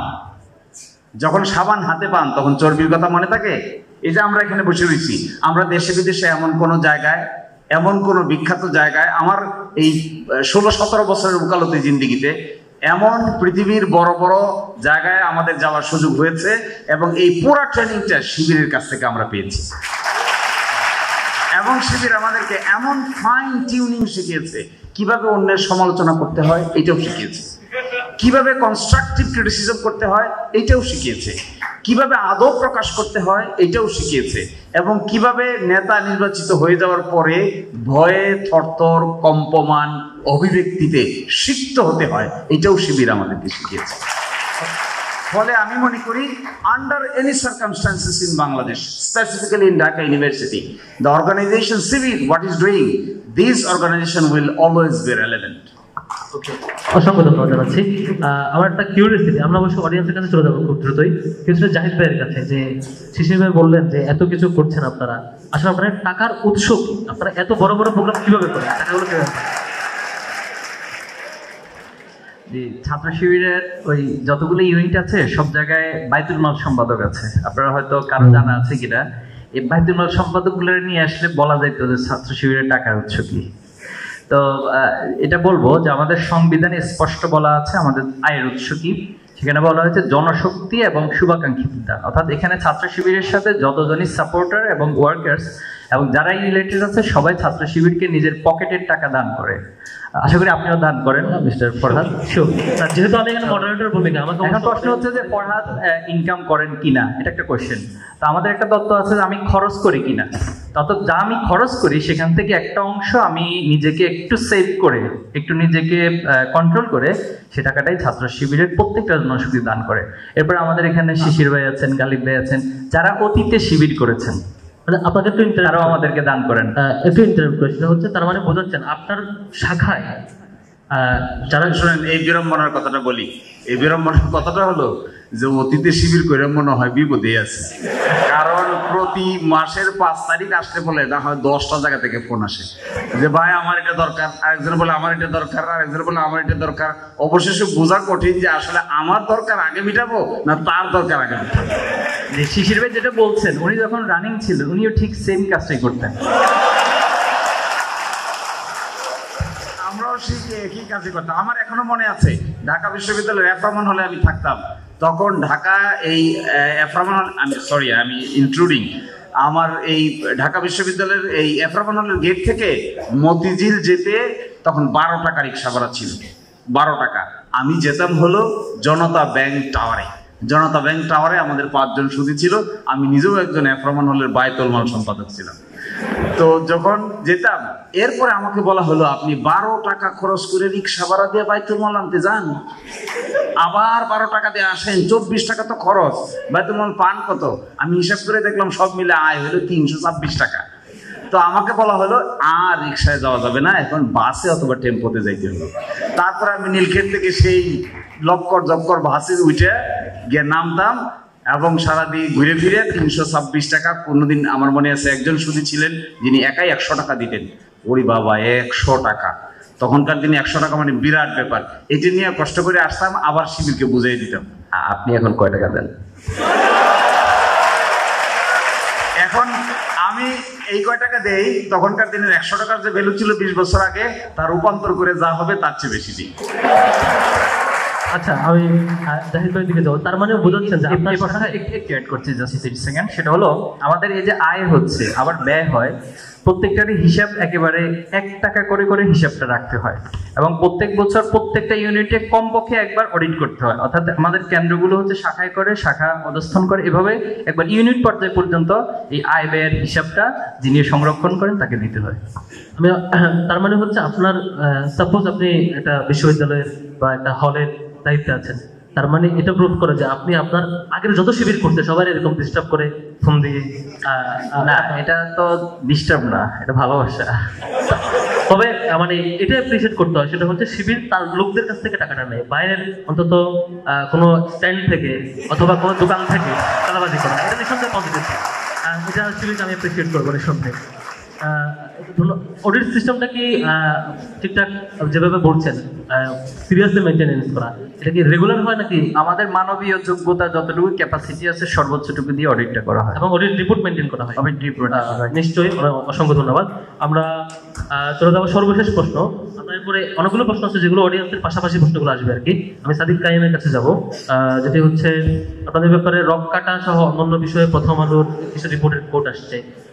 এই যে রিপোর্টের ব্যাপারে রিপোর্ট আসছে যে এতজন রক কাটছে বা অন্যান্য কিছু, এটার ব্যাপারে আপনি কি বলবেন? যেখানে আপনার অনেক লিডাররা বলে যে এটা শুধু নিউজ হয়েছে বাট পরবর্তীতে প্রুফ হয় না, এর কোনো এক্সাম্পল সহ বলবেন আপনি? আচ্ছা, শিবিরের উপর মিডিয়া ট্রায়াল হয়েছে। আমাদের অডিয়েন্স যারা আছে, আমি আপনাদেরকে অনুরোধ করব শিবিরের বিরুদ্ধে যে নিউজগুলো হয়েছে আপনারা একটু অ্যানালাইসিস করবেন। প্রতিবারই শিবিরের যে নিউজগুলো হয়েছে এখানে কোনো শিবিরের কে কাজটা করছে সে নামটা উল্লেখ নাই, শিবির সন্দেহে বলে চালিয়ে দিয়েছে। আমরা 24-এ এসে চালিয়ে দেওয়ার ঘটনাগুলো খুব ভালো করে জানি। তো বেশিরভাগ ঘটনা যা যা হয়েছে এক্ষেত্রে শিবির ভিকটিম হয়েছে, শিবির বলে চালিয়ে দেওয়া হয়েছে। এবং 24-এ এসে আমরা দেখতে পেয়েছি চট্টগ্রাম কলেজে কিছুদিন আগে একটা ঘটনা হয়েছিল, ওইখানে চট্টগ্রাম মহানগর উত্তর সভাপতির নেতৃত্বে একটা মিছিল, ককটেল বিস্ফোরণ এবং বিভিন্ন অভিযোগ আনা হয়েছে। কিন্তু যার বিরুদ্ধে অভিযোগ আনা হয়েছে উত্তরের সভাপতি, তিনি 10 দিন ধরে ঢাকায় অবস্থান করছেন। পরে সাথে সাথে তিনি এখান থেকে লাইভ করেছেন টঙ্গী কলেজের সামনে থেকে, এবং উনি বলেন যে আমরা এখানে ছিলাম না, এটার সাথে শিবিরের কোনো ধরনের সংশ্লিষ্টতা নেই। কিন্তু পত্রিকায় নিউজ হয়ে গেছে শিবির চট্টগ্রাম কলেজে ককটেল বিস্ফোরণ এবং সাধারণ শিক্ষার্থীদের হামলা। কিন্তু পত্রিকায় কি পরদিন দুঃখ প্রকাশ করে নিউজ করেছে কিনা?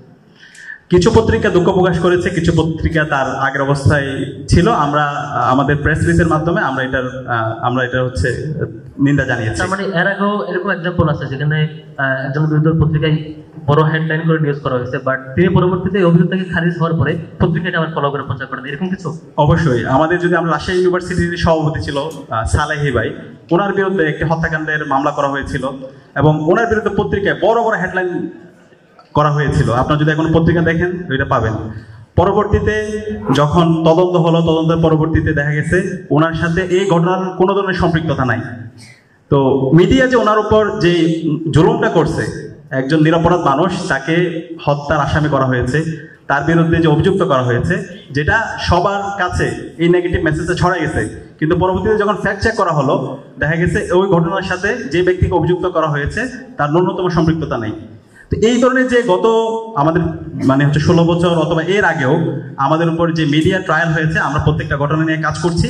আমরা জাতির সামনে আমাদের উপর যে অন্যায় হয়েছে সেই অন্যায়গুলো আমরা তুলে ধরবো। আমরা অপেক্ষায় থাকবো, ছাত্র শিবির নিঃসন্দেহে তাদের কেসগুলো দেখাবো। আমরা অডিয়েন্সের কাছে যাবো সরাসরি। একটা শুধু বলি, খুবই আমাকে শিবিরকে কেন ইউনিক মনে হয় জানেন? কেন এটা এত এক্সেপশনাল? আমি যখন হলে উঠি, দ্যাট ওয়াজ ইন 99। তো আমার হলের যিনি সভাপতি ছিলেন, নাম বললে অনেকে চিনে ফেলবেন, নাম বলছি না। তো আমি একটা রুমে থাকতাম, এক রুমে আমরা 4টে সিট ছিল, 12 জন লোক থাকতাম। তো রাতে ছাড় পোকার কামড়ে শেষ পর্যন্ত ঘুমাইতে ঘুমাইতে অনেক রাত হয়ে যেত। তো ফজরের নামাজ মিস করে দিল। উনি একটা বুদ্ধি দিল। কি বুদ্ধি? বলে যে তোমার পায়ের আঙ্গুলের সাথে আমি একটা রশি দিব, রশিটা তোমার আঙ্গুলে বাইরে রাখবো, আর জানালার পাশ দিয়ে রশিটা বাইরে বাইর করে রাখবো, আর আমি ফজরের সময় গিয়ে রশিদের টান দিব। যখন রশিদের টান দিব তখন মনে করবা যে ফজরের রক্ত হয়েছে, তোমাকে উঠতে হবে। আপনি পাবেন এটা কোথাও? Can you claim it? Really unique and exceptional. এগুলো দেখে আমরা শিবির করেছি, এগুলো দেখে। ফলে এগুলো হাইলি মোটিভেটেড। হ্যাঁ, এর একটা পার্ট থাকতে পারে হিস্টোরিক্যাল দায়, এর একটা পার্ট থাকতে পারে অতীতের লোকদের অপরাধ, কিন্তু সেটা তো আমরা এভাবে দেখিনি। কিন্তু আমরা দেখেছি এই আদি এবং অকৃত্রিম ভালোবাসা। এটা আপনি পাবেন না, এটি ইউনিক, অদ্বিতীয়, একক। অসংখ্য ধন্যবাদ।